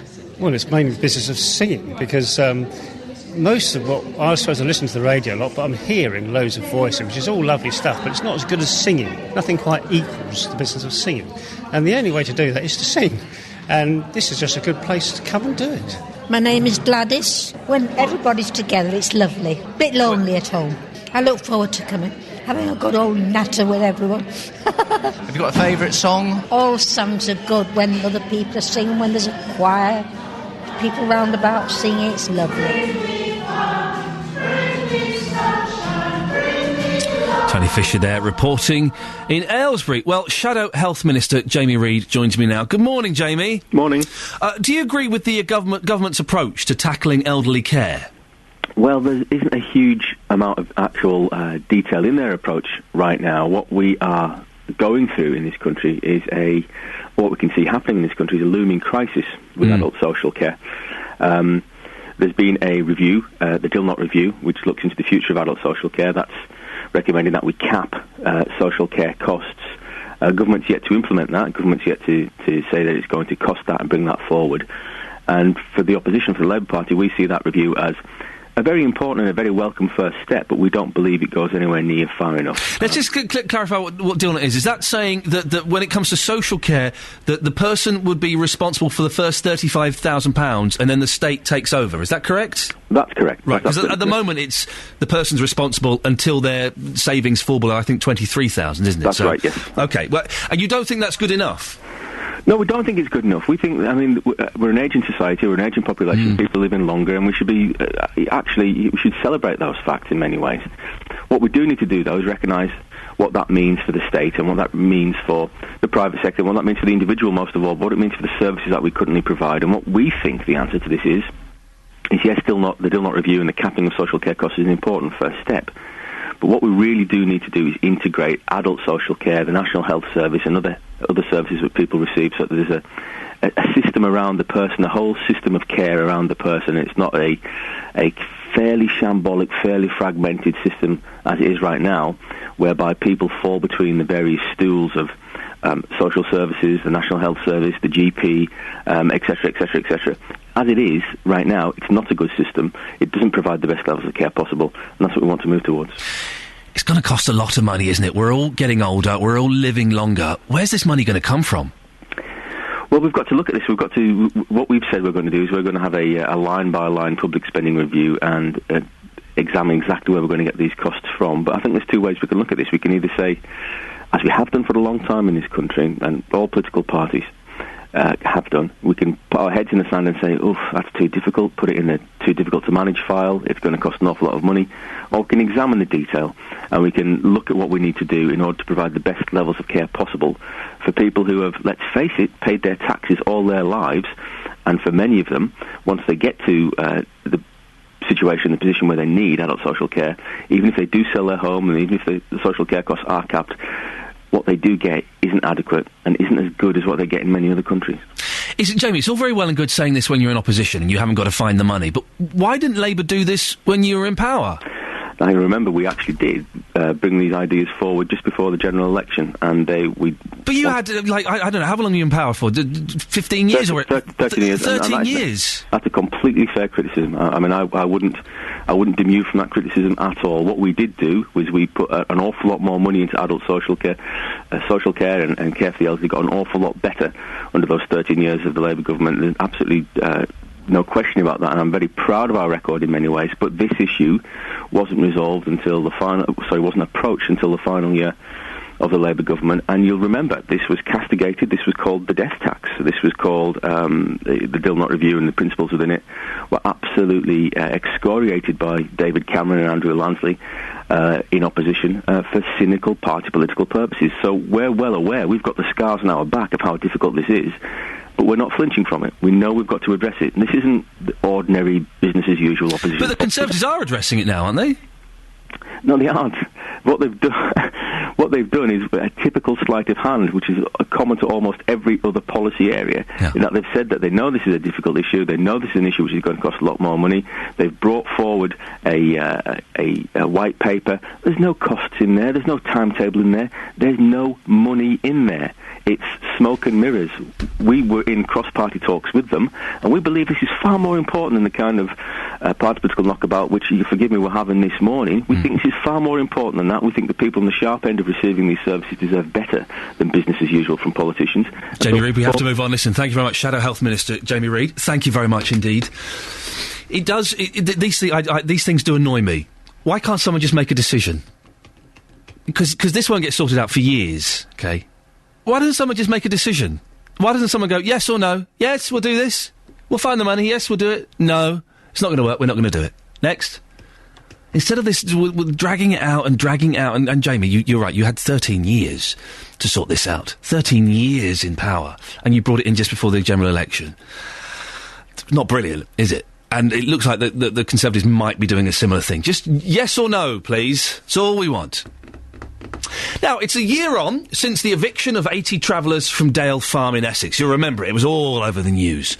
Protesters are now planning to come together at the Department of Communities and Local Government offices in London this afternoon. Elby Culligan was evicted from Dale Farm and since then has been living in Luton. Elby joins me now. Morning, Elby. Good morning, God bless. What's your life been like since you were evicted? Pretty bad, really, because I feel like I haven't got a home, to be honest. Where are you living? I'm living in Luton at the moment. But whereabouts in Luton? Are you sharing with friends? What? I'm staying in my aunt's place. Okay. But you didn't technically have a home before, did you? Because you were camping there illegally. Yeah, but technically that's not the way it was. Right. Because we were told that we weren't allowed to travel anymore. Mm. So if you take us away from that, they told us, well, I'm sorry, but travellers just can't travel anymore. So to hold on to our roots, we thought, well, okay then, we'll stay in our caravans. Have you anywhere to put us, sites or anything? And they said no. So then they said, if you buy your own land and build on it, that'll be okay. Mm. So we bought something nobody would live there. Mm. It was a scrapyard. And at the time that we bought it, it was actually brown belt land. And when we bought it, we fixed it up into our own home and lived there. And then that wasn't good enough. Well, you weren't allowed to build on there, were you? And there are rules, aren't there, about where you can build and what kind of buildings you can put on certain land. That makes sense, doesn't it? Yeah, it does. But unfortunately, for us to put in an application beforehand, they would have said no immediately anyway. Because so you just went ahead and did it? Yeah, so and it's not like we built massive houses. We didn't. We put a bit of fencing and a bit of gravel. on scrap land it didn't have flushing green grass. It didn't have running animals running out through it. This was a scrapyard full of broken down cars. LB, Nobody would live there. what's your life like at the moment, LB? My life at the moment is okay. Yeah, it's okay, but I'm departed from my family. We're all scattered all over the place. My friends is all over the place. We're just scattered. That must be hard. That is very, very hard. Because go on, sorry. Our life is our community. You know what I mean? Everything we're always together, you know what I mean? We always look out for each other. We're always together. It's our community. And Tony Ball just basically ripped us apart. The protest that's happening today, have you got friends and family who are going to it? Yes, I have. What are they hoping to achieve today? Just to show the world that what he did was wrong. And that we got nothing out of it. It's not like he told us, well, okay then, I offered you this, and he offered us nothing. He offered one house between 86 families, one house. And he didn't offer us a land swap, he didn't offer us nothing at all. So are you saying that none of the people who were evicted from Dale Farm are living the lifestyle they want in caravans somewhere around the country? Half of them is living on people's doorsteps, basically. Friends, just staying there hoping that they can actually one day find somewhere to go, because there's still no sites for nobody.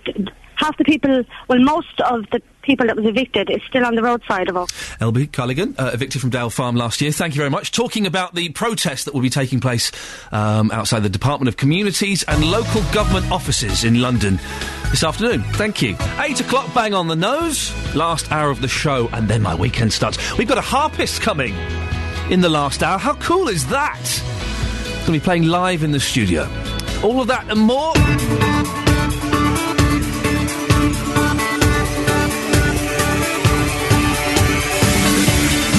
Good morning, Iain Lee, BBC Three Counties Radio. I've had a very offensive, messy, private message on Twitter from a friend of mine picking me up on the way I say milk. What's wrong with the way I say milk? I say it properly. It's you that doesn't say it properly with your milk. Coming up in the last hour of the show, before JVS at 9 o'clock, concerns over standards of care at Milton Keynes Hospital after the death of a child. A gay couple were discriminated against by a B&B owner. Do you have the right to say what goes on under your own roof? And we now know who changed the Milton Keynes concrete cows into Skellingtons. It's a bloke called Ryan. We'll find out what the Parks Trust is going to do shortly. BBC Three Counties Radio. Now, a very sad story. Milton Keynes Hospital has been ordered to review the care given to seriously ill children following the death of a 1-year-old girl. But the hospital says it's already made changes. Yesterday, a coroner called for action to reduce further risks in the paediatrics unit where Mia Elcock died last October. She was admitted with breathing problems and was later found to have an extremely rare heart condition.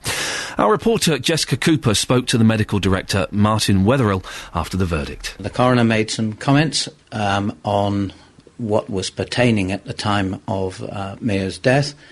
Much of that has changed. There's been a huge amount of money and effort put into the department since January. Over £750,000 been spent on it, improving the nursing with updated monitoring equipment, full high dependency beds, which means that those beds are available for very sick children, complete with full monitoring, one-to-one nursing and an intense input from the medical staff. We've opened a children's accident and emergency department as part of our main A&E and is about to go 24/7, so it'll be open the whole time. We heard during the evidence about the high dependency pathway, which has been developed as a result of the death of Harry Mould, also in the paediatrics unit. And some of those conditions were when a child is placed on that pathway, the on-call consultant is informed, the appropriate forms are filled in the notes, and one of the witnesses said usually the high dependency children would be on a heart monitor. We heard that in Mia's case none of those things happened. Do you feel that pathway is working? I think the pathway is working, and when a child or indeed an adult is ill, the first priority is obviously to the patient and to do the paperwork later, and I fully accept that the paperwork in this case wasn't done. We heard from the experts, the cardiologists, paediatric cardiologists and the paediatricians that a heart monitor in this particular case would not have been helpful, but each of those beds has on the wall a full monitoring equipment, including cardiac monitors. I appreciate that, but you make changes so that they're followed, and if they aren't followed, what's the point of making the changes? No, well, that's one of the points that HM Coroner made, and that is one of the points that we should be looking into. But I would like to stress that the treatment that Mia had did not divert in any way from the high dependency pathway we've got. About the Rule 43 that the coroner instigated, he said that he'd requested that the chief executive carry out a review basically to prevent further deaths. So what will you be doing now that he has instigated that? All of these sad experiences give us an opportunity to look and to learn and to improve. And we will be looking at any gaps that we identify from the Rule 43. But I would reassure everyone that a lot of the things have already been put in place and are corrected. Jessica Cooper there, speaking to Medical Director Martin Wetherell. Well, it's not the first time that the paediatrics unit has been criticised. 5-year-old Harry Mould was treated there in 2009, and a coroner ruled neglect contributed to his death. Adette Mould is Harry's mum and joins him on the line now. Good morning, Adette. Morning. How do you feel hearing the outcome of Mia's inquest? It angers me a little bit, and it upsets me. Why does it anger you? Because the amount of fighting that me and my husband did to ensure that there would be no deaths or problems in the paediatric unit. Again, it took us a long time to fight with the hospital to get them to admit the mistakes they made and for them to put in place procedures that they say they put in place. To hear that those procedures aren't being followed, and I don't necessarily think it's the actual procedures, it's the fundamental problem, I believe, is the people that are supposed to be following those procedures. They're not doing what they should be doing. And it's fair enough for Martin Wetherell to say paperwork isn't being filled out, the priority is the patient, but the problem that parents like myself and Lee and Kirsten and Simon have when we're coming to try and tell the hospital the errors that they've made is that they haven't got paperwork to show what we're trying to say. So they've got no paperwork to back up them saying that they've done certain procedures. So it's all well and good them saying they're not, they can't fill out the notes and things like this because they're trying to concentrate on the patient, but that's not the case. The notes are really important. There has to be some record, doesn't there? Yeah. Of course there does. There was so many missing records with Harry's case, and it's you can't get a proper picture of what's happening, and then all you've got is somebody's word 2.5 years down the line trying to remember what happened on that particular day. And it's not good enough. They need to be investing their money that they say they're investing on people and staff and training. Why do you think, this is the high dependency pathway, isn't it, that was developed following the death of Harry. Why do you think this high dependency pathway isn't being followed?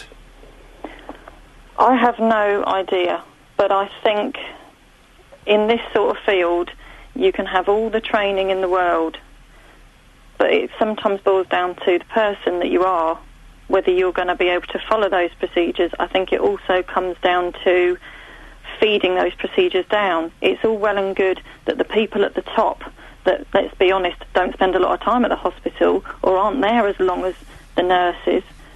It's all well and good them knowing what they're supposed to be doing, but it's the people at the bottom, the nurses and the helpers, that need to know what these procedures are. Whether there's an issue with training, I don't know. I don't know what the issue is, but there is an issue, and it needs to be looked at. You set up the charity Harry's Rainbow. Yeah. How has that helped you and other families? We organise activities and trips for bereaved children and their families. We believe it helps to build up siblings' confidence again. I mean, it might be a sibling that's died, or it might be a child's parent that's died. We just get all the families together so they feel safe and in a safe environment where they can talk about issues regarding the person that's died without feeling alienated at all. And just to create fun environments for children to enjoy themselves and build their confidence again, because the confidence that children, the knock that they get to their self-esteem and confidence in, their life's been shattered by an event that you never would have expected them to have to deal with until they were much older. And we're just trying to build that back up, and it helps us to focus. And we're doing it in Harry's name, but it helps us to focus to try and help other people, really, and for them to not go through what we went through in a way. Well, you lost Harry when he was 5. Yeah. I'm a dad. How do you get over something like that? You don't. You build up the resources to deal with it day by day. I know people think it's 3.5 years down the line now, and people think you're over it because you might laugh and smile a lot more than you did a year or two ago, but it's still there, it's still raw. You don't ever get over it, and I wouldn't, it's just not something you get over at all. Odette, thanks very much for coming on. Thank you very much. That's Odette Mould there, whose son Harry died 3 years ago at the age of 5. It just doesn't even bear thinking about, does it? Right, we're talking about the gay couple that were turned away from a bed and breakfast. It was found they were discriminated against. Do you have the right to say what goes on under your roof? Shelley says you do, but not when under your own roof you run a B&B business. Then you have to abide by the law.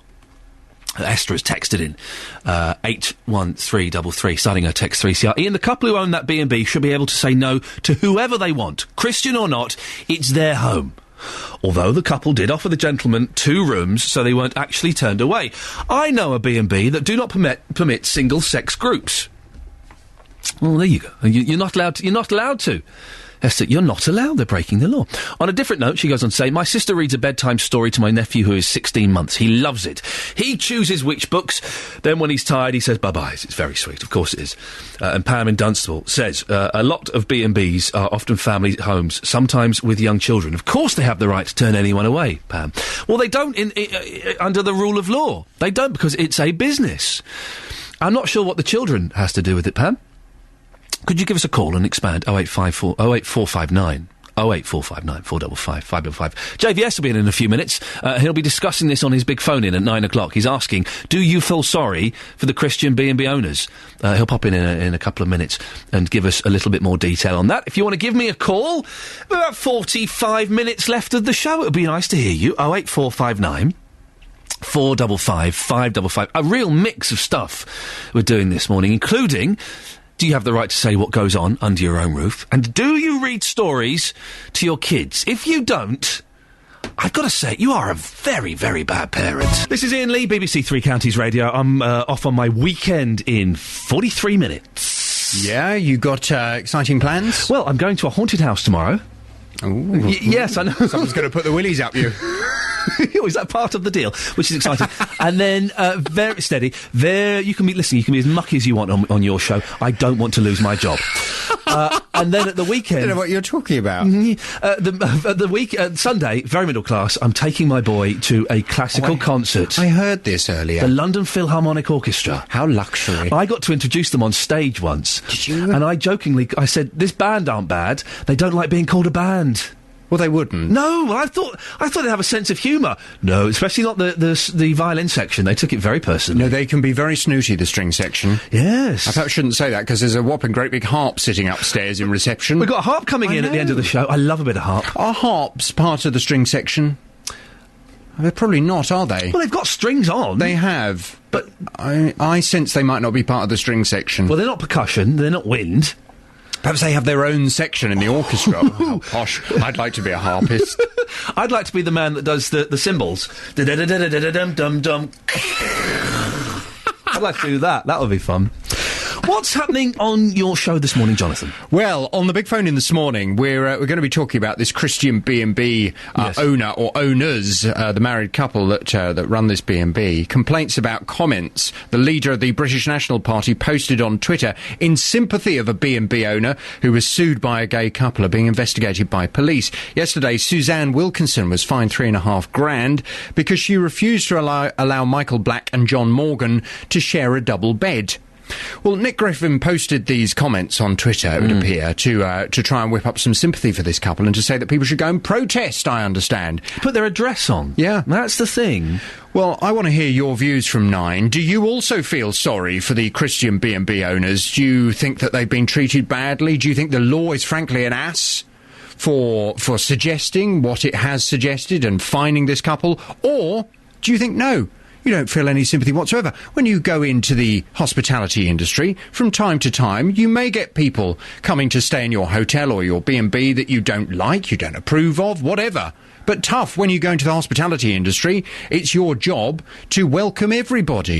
08459 455 555. Do you feel sorry for the Christian B&B owners? We'll discuss it at 9. I shall look forward to listening to that. Very quickly, what are you doing this weekend? Anything nice? Oh. No. Oh. I don't think I'm doing anything nice. That's so sad. I know. I might just sit, have a packet of crisps and cry. Jonathan Vernon-Smith from 9 o'clock. What a sad image. Yeah, it's sad on so many levels.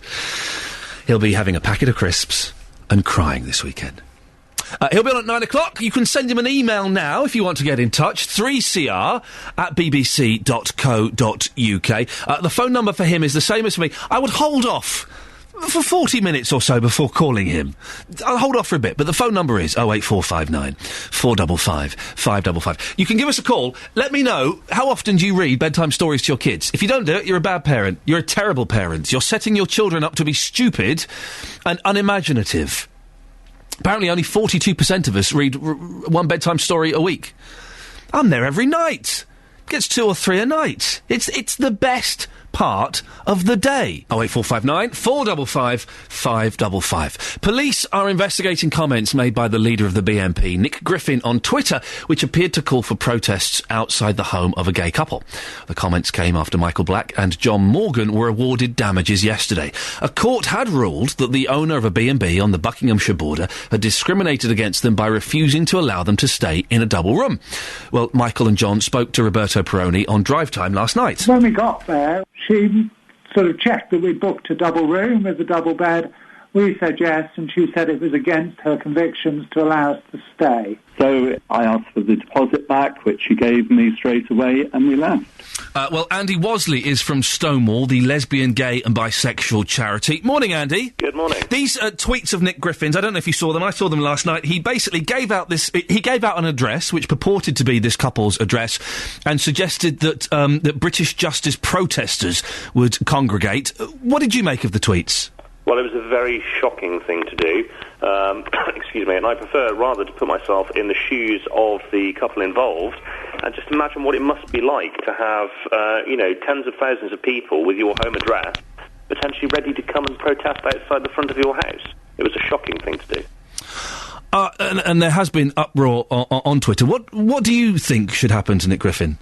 Well, that's a matter for the police, really, and they are taking this seriously, and I'd rather leave it to them. Okay. What I would say is that this does draw attention to the fact that gay people still face hatred in our society. Even in 2012, of course, it's important for that to be tackled. Going on back to the ruling, how do you feel about the couple's ruling? Well, I think it's a superb vindication of a clear legal principle that we've had in this country since 2007, which is that if you want to offer goods and services to paying members of the general public, you can't pick and choose who you're going to offer them to. You certainly can't decide that you don't want to serve gay people just because you don't like the way that they were born. Apparently, the B&B owner has said that she uses this rule on heterosexual couples as well, and says that it wasn't discrimination. It was discrimination against unmarried couples as opposed to their sexuality.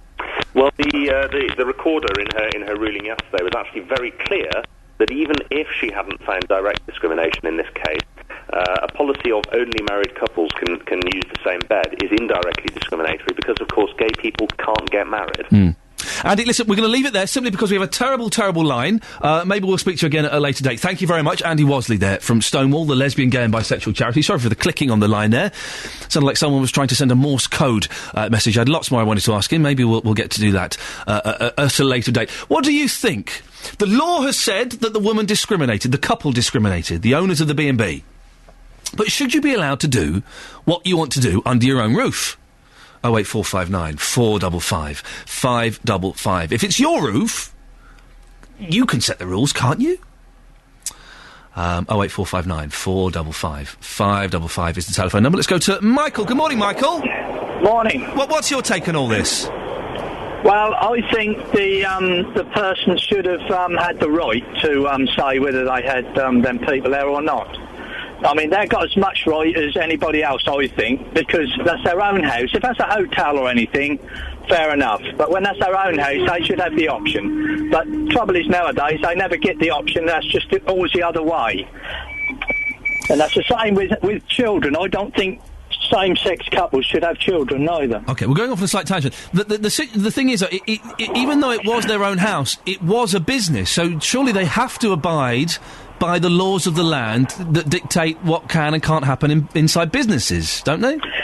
Yes, but the trouble is all these do-gooders like Liberty and all that, now they're just ruining this country. You know, there's plenty of other B&Bs which would take them with no problem. I mean, I know a lot of gay couples and I've got nothing against it, but at the end of the day, that woman believed in a Christian person and she should have the right to say yes or no. But it's not right to discriminate against anyone for whatever reason, colour, race, religion, sexuality, surely? Well, I don't call it that. I just call that woman having her say whether she want to accept that or not. I don't think... well, it is discrimination, isn't it? She has discriminated against them. Well, yeah, because the laws state that. I mean, when the law said, when they brought it out, they should have said, you know, you have the option to accept them or not. And that way, everybody would have been happy because they would have just found somewhere else, wouldn't they? Well, not everybody would have been happy because it would have still been a discriminatory law. Well, I'm afraid you're always going to get that, whatever, aren't you? I mean, you know, I must be a bit that way myself because I wouldn't want it neither.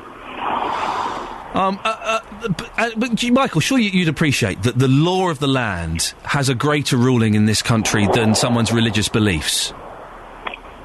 No. Why? Because I think a lot of the laws today are absolute rubbish. I mean, you can kill somebody today and be out in 5 or 10 years. Do you call that? Why do they say life? When they give them 10 years, that's not life, is it? I don't agree with a lot of laws, and I don't agree with that one. But so you think that we should pay more attention to religious beliefs than we should laws? Well, to an extent, yes. And when you say religious, do you just mean Christian? Yes. OK, so women who are having their monthly cycle should have to be a mile away from the city. That's in the Bible. I wouldn't know about the Bible much. I just. Well, hang on a minute. You just said we should follow religious rules. That's a religious rule. Or do we pick and choose the ones we like? No, I'm saying that lady is a Christian and her beliefs are that strong that she should have the right as well. She's got no right at all, actually, because the government say you ain't got no option. You're just going to have to do it. Yeah, we can't condone bigotry, though, can we, Michael? Not in 2012, surely. We're better than that, aren't we? Yes, we are, and the law should have been worked so both parties had the right to say yay or nay, and then everybody would have been happy. But that's condoning bigotry. Well, I don't think it is. I think that lady's having her say, and she believe in what she believe in, and then gay couple are doing what they believe in, and just go into a hotel what accept it. Go into a big gay hotel somewhere. No, not a gay hotel. I'm just saying a lot of people would accept them, no problem at all. But that just lady has got different beliefs, and I don't blame her for it. Michael, thank you very much indeed. 08459 455 555 is the telephone. It's tricky, isn't it? When you start saying, well, no, hang on, with the rules in the Bible should be stronger than the laws of the land. It doesn't work. because some of the rules in the Bible are ridiculous. Was it you can't eat shellfish on a Thursday or something like that? It's been a long time since I used to go to Sunday school and Wednesday club. I used to go there until I found out every story was about Jesus, and I went, hang on a second, I see what they're doing here. On the Three Counties Facebook page, Helen Ward says, the Milton Keynes cows, I like what's been done. They're much more noticeable now. You can have your say on there. This is Iain Lee on BBC Three Counties Radio. 08459 455 555, here until 9 o'clock. Every weekday morning from 6, Jonathan Vernon Smith will be up in about 30 minutes. Talking about this couple that refused to allow a gay couple to spend the night in their B&B. They've been found guilty of discrimination. Ed is in Luton. Hello, Ed. Hello. Ed, what's your take on this? Right. Can a pub landlord or a nightclub owner refuse you from coming into their club because above the door it says the landlord has the right to refuse admission? But is that not discrimination if he turns around and says, well, no, I don't want you in here because you've had too much to drink? Well, no, it's not discrimination if they're drunk, no. Yeah, but that's what I'm saying. So why can't they let the hotel or B&B landlord say, well, because they have the right to refuse admission, didn't they? Ed, do you want me to tell you this, or do you want me to help you work it out for yourself? Because it's quite obvious. Well, I know the drink one is obviously people who are drinking think they're a bit rowdy. You got it. You got it. But, yes, you could. If you go into, I'll just clarify, just to make sure you've got it. If you go into a bar or a nightclub or a hotel or anywhere and you're drunk, then you could be causing trouble. Yeah, okay then. But what about if you go to a nightclub and he says the person on the door says, no, you're not coming in. I don't like the way you're dressed, or I don't like the look at you, or they just won't give you a reason and say, no, you're not coming in. I've never encountered... It's been a long time since I've been to nightclubs. I have, and I know quite a few people... Why did you get turned away, Ed, from a nightclub? They wouldn't tell us. They just said, no, you're not coming in. Well, you could... Then they probably are discriminating against you, yeah, and that's probably against the law. Well, no, because it says above the door that they have the right to refuse admission. Yeah, but not on your sexuality or your religious beliefs or your colour. Yes. How do I know it wasn't because of my colour or my sexuality? Because they didn't actually give me a reason. Did you ask them for the reason? The B&B could have just said, no, sorry, we've got no room, you can't come in. Well, in that case, Ed, I suggest you could ask them, and if you feel that they did discriminate you because of your colour or your sexual practices, you could sue them. And you'd obviously get a few grand. So? Is that what you said? Ed, I don't know where this is going. I'm trying to help you out, Ed. But there seems to be like a delay in your mind. Steve is in Aylesbury. Steve. Good morning, mate. How are you? Yeah, I'm all right, thank you. I'm looking forward to the weekend. Go on. Good. I quite often get turned away from nightclubs because of the way I'm dressed, mate. I don't quite know what the rules are. It's not really discrimination, is it? Because of the clothes. No, but you've got to look at discrimination. You've got to look at it. You know, travellers will book places to have weddings, okay? Yeah. And they once they find out they're travellers, they're cancelled. Yeah. All right. Now that's discrimination. Yes. This couple. Okay, I'm a Christian. Right. And I really feel for this couple because it does, you know, it's not, we're not against gay people. It just says in the Bible, you know, and it says that man shouldn't lay with man, and we're just following what we're taught, really. But it's not about the couple at all. It's about what they were doing, and that's just because of what we believe in. What were they doing? Well, no. They booked a room together, and you've got to see it from a Christian couple's point of view. Maybe the fact is that Christian couples shouldn't be running businesses like that. Now that's an interesting idea. That you could be right there, Steve. But you're also wrong. You know, you mustn't just attack every Christian that comes on the show defending that. I haven't done. What people are? No, but you don't. No, you were a bit aggressive with the last guy. Well, I didn't know. Steve, I didn't know if he's a Christian. He didn't say he was a Christian. No. I'm just saying, you know, somebody that comes on to speak about. Okay, well, you have to be very careful what you say, because you said I've attacked every Christian that's come on. Okay. I didn't know if he was a Christian or not. So, maybe you haven't done that, but you've been very aggressive towards people. But all I'm saying is that a person, in your opinion, yes. Just want to clarify, a person. Okay, not people. Right. You're generalising a lot, Stephen. Well, let's deal with specifics if you want to. Okay, all right. But you said about, going back to the Bible, you said earlier about when you went to Sunday school, you found out it was all about Jesus, so, you know. Yeah. Well, that is right. That, the Bible is all about Jesus all the way through it. No, I know. I didn't appreciate that as a young kid, and as I got older and realised that it was actually a religious organisation that was indoctrinating me, I kind of thought, do you know what? I'm not having this. Absolutely, I agree with you. I hate religion. Absolutely hate it. I really do. As a Christian, I hate religion. That's what causes all the wars. That's what causes all the problems.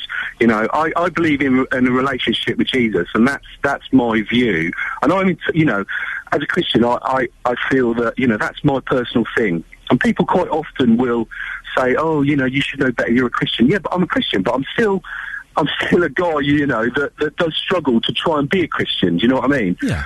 And from my point of view, it's just something that if and don't get me wrong, not every church or leader will teach necessarily the things that I believe in as being right, but you do get a lot of there is a lot of rubbish. If you find a good church, they say leave because it's you'll spoil it. But Steve, this thing about following, and listen, I've got nothing against Christians in the slightest. Of course, I haven't. And the basic the message of Christianity, of all religions, is hey, let's all love one another. I can dig that. But if you're going to go by the rules in the Bible, there are some pretty silly rules in there. Maybe so they are now. You can't pick and choose. Like women having a period. Hold on. Yeah, you're looking Old Testament, aren't you? Well, they're the Bibles. No. Yeah, but what you failed to do is to continue with your Sunday school, where you moved into the New Testament. It's all the Word of God. The Bible, the New and the Old Testament, are the words of God. You can't pick and choose. No, but you read it as a book, and a book works its way through a story until you get to the end. We're not at the end yet. You've only started the story. But all I do is encourage you. Read on and read some of the other story. Steve, I'm all right. Listen, life's too short, but thank you very much for that. But you can't pick and choose bits from the Bible. The bits, I like that bit. Oh, I'm not so keen on that bit. That's a bit silly now. Paul's in Hitchin. Morning, Paul. Paul? Oh, no, you're there. Hello. Sorry, Paul, I had the wrong fader. My fault. I'm being an idiot this morning. What can I do for you, Paul? Well, I was just listening in, really, taking it all in from both sides. I think that people are just losing the point here where sensible sort of morals in life are just going out the window. In what way? Well, in lots of ways. I mean, you must see it on a daily basis. I mean, what people thought maybe 20 years ago, I mean, now you call them bigots if they say that, that 1 minute they're sort of against this, gay couple, having... That is bigotry. Option. That is bigotry. Well, there's a lot of things in that grey area in the law where... Well, no, it's not grey area. I've got the definition of bigotry in front of me, if you'd like me to read it to you. Yeah, please, yeah. Bigotry, the attitude, state of mind or behaviour characteristic of a bigot, i.e. intolerance, obtuse or narrow-minded intolerance, especially of other races or religions. So it's intolerance, so yes, it's bigotry, by the dictionary definition. Oh, right, okay. Yeah, it's just that I feel morals are important nowadays, and I think we're losing them. We're losing the basics of morality. But give me an example of where we've lost morality. Well, I was just talking to him when he researched a minute ago, and I said that what happens to this couple, this Christian couple that's got this B&B, have got children themselves. And then you've got somebody under their roof, and they walk into a bedroom unexpectedly, and they see, something that they're not supposed to see. Now, where's the morals there? This family's got to be brought up. And you go... First of all, there's several things wrong with that. First of all, it's a business. Second of all, if they're worried about having strange people coming into their home, then they shouldn't have that as a business. Thirdly, you're implying that couple were definitely going to have intercourse that night. I didn't imply anything. Well, no, you did. You said... you did. You said that the children... They might not have wanted to see, and that's not implying anything... What might they have seen, Paul, that they wouldn't want to see if it's not intercourse? I mean, this is a family show on the radio. I mean, you don't want to see things that really... So things of a sexual nature? Well, I don't know, but their morals are going to be... They might have Christian morals themselves. They want their kids to be brought up in Christian morals. Are you saying, the law's not going to debate to them, are Paul, are you saying it's immoral to be gay? I never said that. I'm asking you. No, I'm asking you the question. I'm asking you the question. You're pointing the political finger at me, saying that if I do say that, I'm breaking the law. And I'm one of these small minority, which I think there's a large minority of us out there that actually think like that. Paul, I'm not pointing any political... I haven't got a political finger. I've left it at home this week. I'm just asking you a question, yes or no. You're talking about morality, and I'm slightly confused as to why you are. Is it immoral to be gay, in your opinion? Well, that's something that's very, very...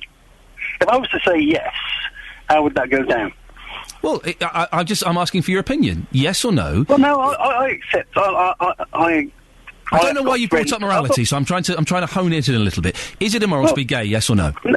No, because you're going rearing off the subject here, because it's a preference, isn't it? No, it's not the subject. You brought up morality. I'm trying to find out why. I watched Freddie Mercury last night, and that was quite an interesting journey on how he came out of the closet at the end. And people from a different era will think differently. Okay, I mean, I'm just asking. This is why I'm asking. I'm just asking your opinion, Paul. Do you think it's immoral to be gay? Yes or no? No. Okay, fantastic. Thanks very much for calling, Paul. Okay, thank you. There we go. Pauline Hitchin, 08459 455 555 is the telephone number if you want to give us a call on that. Now, we now know who turned the Milton Keynes concrete cows into skeletons. He's the son of the original artist Bill Billington. He calls himself Pie Waste, although we like to call him Ryan. The Parks Trust, which owns and maintains the cows, condemned the changes as vandalism last week, saying it was going to cost £2,000 to undo the change. Bryony Surgenson is from Milton Keynes Park Trust. She joins us now. Good morning, Bryony. Good morning. How long are the cows going to stay like this? Well, probably now that the weather's changed and it's getting colder, it's getting wetter, they'll probably stay like they are until the spring. Yeah. We were intending to repaint them after Halloween, but I think with the weather conditions as they are, there'll be a better result if we do it when the weather improves. We know who did it now. It's a lad who calls himself Pie Waste, otherwise Ryan. Are you going to press charges against him? Well, we're in discussion with him at the moment. We've had contact with him. Oh, you've spoken to him, okay. Yeah, and we actually, interestingly enough, we spoke to him before they were done. He contacted us about a week before, because obviously we've got lots of bits of public art, and he'd expressed an interest in helping us to do some maintenance work. And why didn't you let him do any maintenance then? If he sounded like he wanted to tidy up his dad's work. Yeah, well, we'd agreed to meet up with him. Well, we'd agreed to get in touch with him in the spring when we were due to repaint the cows anyway. And unfortunately, he was too keen and he wanted to get on with it himself. So he's done a good job, hasn't he? He's done a good job, hasn't he? Well, I mean, actually, in the case of the cows, the job was pretty good, and it does look fantastic. I'm not denying that, but he also did the same to the Pear Tree Bridge dinosaur, and that wasn't quite such a good job. And obviously, it's a bigger piece, and he did it overnight, and it was rushed. So it. Whilst and from a distance it looked great, Briley. But actually close up it wasn't. First of all, he's told us that if you give him the paint, he'll paint them back as cows. He's happy to do that. So that's your £2,000 saved. You spend what, 50 quid on a couple of pots of paint. Secondly, why don't you give him some money and pay him to go round and redo all these works of art? And he can do it in the daylight, so he can spend proper time on it, do a cracking job. Wouldn't that be fantastic? What a great end to this story if you gave Pie Waste or Ryan a few quid and got him to redo his dad's work. Yeah, well, I mean, that's what we're in discussion with him about, actually. We've asked to meet up with him. He's going away for a few days, and when he gets back, that's what we've asked him to do, come in, have a chat with us. We talk about, because there's not only those pieces of public art that need restoration work, there's other pieces as well, and depending on his skills, we might employ him to do other work for us. Just don't trick him, Brian. He's scared of the feds, he told me. He doesn't want to get busted by the feds. Don't get any feds involved, Brian. There we go. That story might have a happy ending. Ryan, I'm not going to call him that silly name anymore. Ryan might have a job out of this. Thank you, Bryony. She's from the Milton Keynes Park Trust. There we go. Oh, what a nice way to kind of head towards the end of the show. Harpist coming up soon. Harpist. I'm very excited. You may have noticed, if you've been listening while I've been doing this show, that on Fridays we kind of get a little musical guest in for no other reason than I like a little bit of music on a Friday. So we've got a cracking one for you in a couple of minutes. A cracking one for you. It's going to be. I'm very, very excited. But before that, we're going to speak to Justin Dealey, because have you ever wondered what it would like to age 20 years in an instant? Well, today, Milton Keynes MP, Mark Lancaster, will wear an age suit. No, I don't know either. It's as part of an initiative promoted by Age UK Milton Keynes. Justin Dealey is out there with the MP. Justin, what on earth is an age suit? What's going on? Iain, good morning. I have to say that Mark Lancaster is standing opposite me right now. He looks like a criminal in this suit. We'll find out exactly what it does in just a minute, but up first, outside Blum here in Milton Keynes, I'm with Jane Palmer, who's from Age UK. You're working with this massive local company here. Tell us why you're working with them. Well, we find that obviously people in later life have a great deal of difficulty with mobility and flexibility as they get older, and even cooking in the kitchen can be difficult for them. And we discovered that Blum have this excellent suit that allows people to actually use this suit to understand what it means to be an older person. How dodgy does he look right now? He does look as though he needs shackles. Yes, absolutely. Jane, thank you for your time. Andrew's here as well, Andrea Hillier. You're from the company which has designed this suit. Just tell us what this suit does, because both Iain and I are both very intrigued by this. Well, we use the suit as a company in all our research and development, so that we know that any furniture that's made with our products inside are all inclusive for anyone who's older. So it means that if you buy furniture with our products in today, they will work as functionally and practically for you in 20 years' time. Right, so we're looking at 20 years here. If you put this suit on in a few minutes, it will age you by 20 years. 20 years, yes. We've got bindings in the arms, restricts your movement, weights that replicate muscle density loss. We've got special gloves that make you feel like you've got arthritis. We have a helmet which affects your vision, special glasses and goggles. Right, let's bring him into the conversation. Mark Lancaster, MP for Milton Keynes, welcome to the show. You're in an age suit. Can you just describe to our listeners how you feel right now? Well, I'm not sure about 20 years older. I feel 30 years older. It's so draining. Just even the most simple tasks, as to walk around or to raise your arm above your head, it's actually really very difficult. It's fascinating. I mean, I realise that this will come on naturally with age, but to have it suddenly imposed on you is a real eye-opener. Can you just bend down for me? I'll say that in the nicest possible way, okay? Because apparently by bending down you can really feel 20 years older. Can you bend down for me? How do you feel now? But I'm struggling to touch my toes. It's not the going down, it's the coming back up where you feel the full weight of the suit. And actually, yeah, it really is quite remarkable. Try and keep it clean, please, Justin. It was before 9 o'clock. Come on. We are keeping it clean. Good. The great thing about Iain Lee back in the studio, he doesn't need an age suit, you see. Some days he comes into the studio and looks a lot older. Just one final question with yourself, Mark. We have been talking extensively about the Milton Keynes cows this morning. We have discovered the man who has painted them, vandalised them, whatever you want to call it.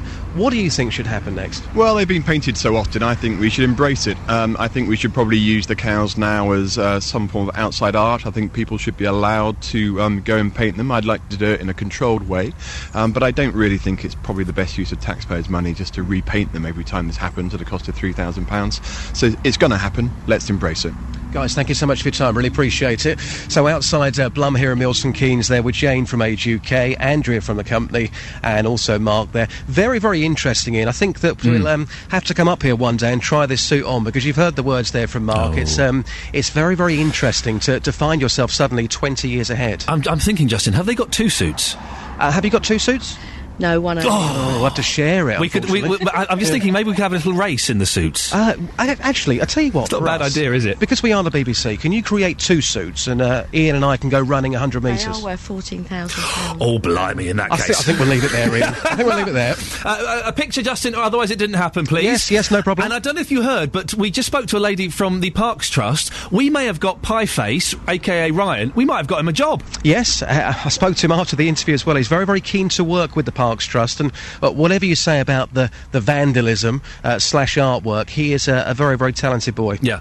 Excellent work, Justin. Thank you very much indeed. There we go. Now, as I've been saying, on Fridays, we just kind of like to end the show on a bit of a high to get you into the weekend. We do all these stories about doom and gloom and bits and pieces. We do lighter things as well, but just on a Friday. Thought it'd be nice if we just kind of ended things on a slightly happier note. So we've been getting musical guests in. And by the way, if you are... I don't want to say odd, because that's a little bit rude, but if you're a slightly left-of-centre musical performer and you'd like to come on the show, do get in touch with us, 3cr at bbc.co.uk. So far we've had a ukulele group, we've had a teenage barbershop quartet, we had some electric guitar, we had classical guitar. This week... we've got a harp in the studio. We've got Paula Tate. Good morning, Paula. Good morning. I love, because it was me the other day, so let's get a harp. I want a harp in, and we've got a harp. Yes. I have seen harps perform live.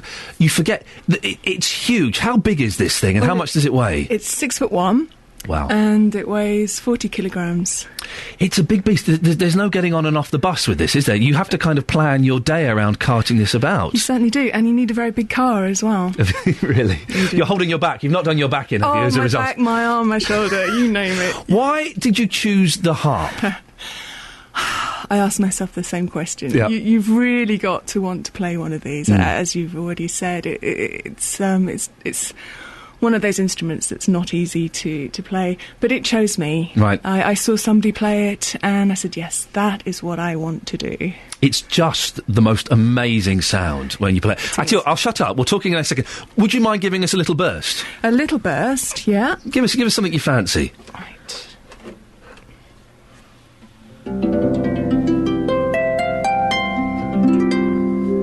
Was that little enough? Give us a bit more. Can you do that? Would you like a whole tune? Let's have a song. Go on, why not? What a fantastic sound.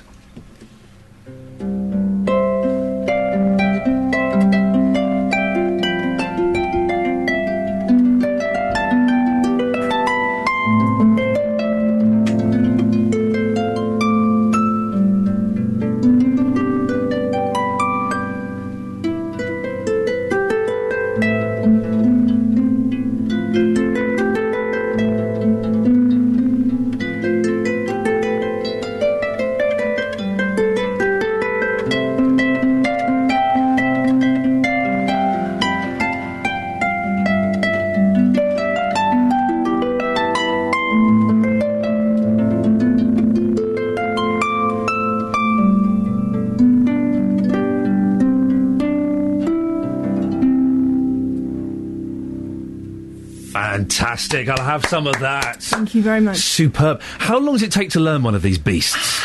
Well, unlike a violin or a trombone or something like that, you can make a good sound straight away. All you have to do is like that. It sounds great.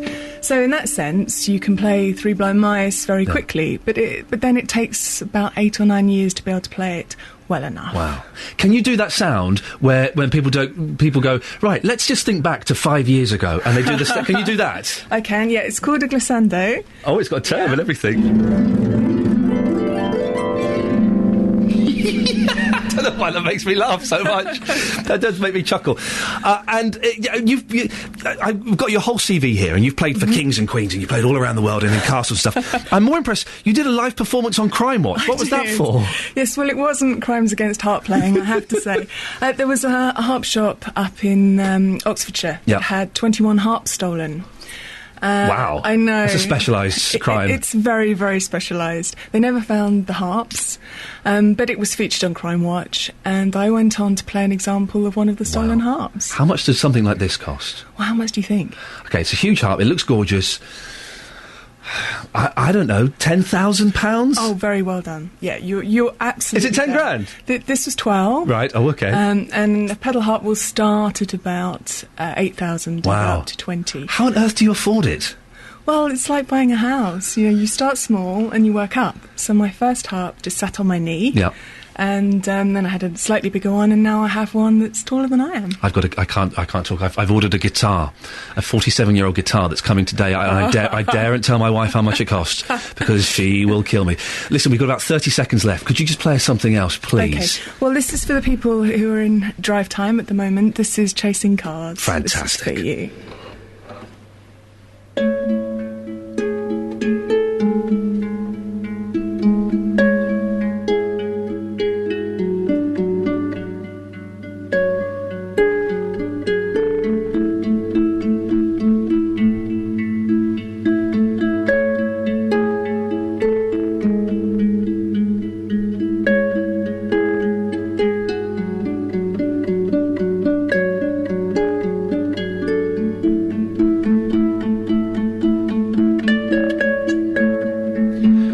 Playing, Paula, because we're going to have the travel over the top of this. I think this is very apt. Let's go to the travel now. Treat it with the respect it deserves. This is just fabulous. Isn't this wonderful? Beautiful. Now, the A414, we've had a report that it's closed eastbound through Hatfield because of an accident, an oil spillage between Bush Hall Lane and Holwell Lane, and that causing some delays. There's only one lane running westbound along that stretch as well. The A10 very slow through Cheshunt from the turn for turn down to the A121. M40, the accident clear now between junctions 1A and 1 from the M25 to the Denham roundabout, but it's still queuing after that from the Denham roundabout to the Swakeleys roundabout. A1 queuing down towards Stirling Corner to Apex Corner, where there was a lorry broken down, and delays of up to 15 minutes to trains through Biggleswade because of cows on the line earlier on, and they, I'm told now, are gone. Russell Holding, BBC Three Counties Radio. Thank you very much, Russell. Paula, thank you so much for coming in. I have to gently fade you down as we're going to the music for Jonathan's show. That was superb, Paula. Paula Tate, we will put her website details up on our page, our Facebook page, so you can find out. Getting bed. Let's go over to Justin. Have a nice weekend. This is BBC Three Counties Radio.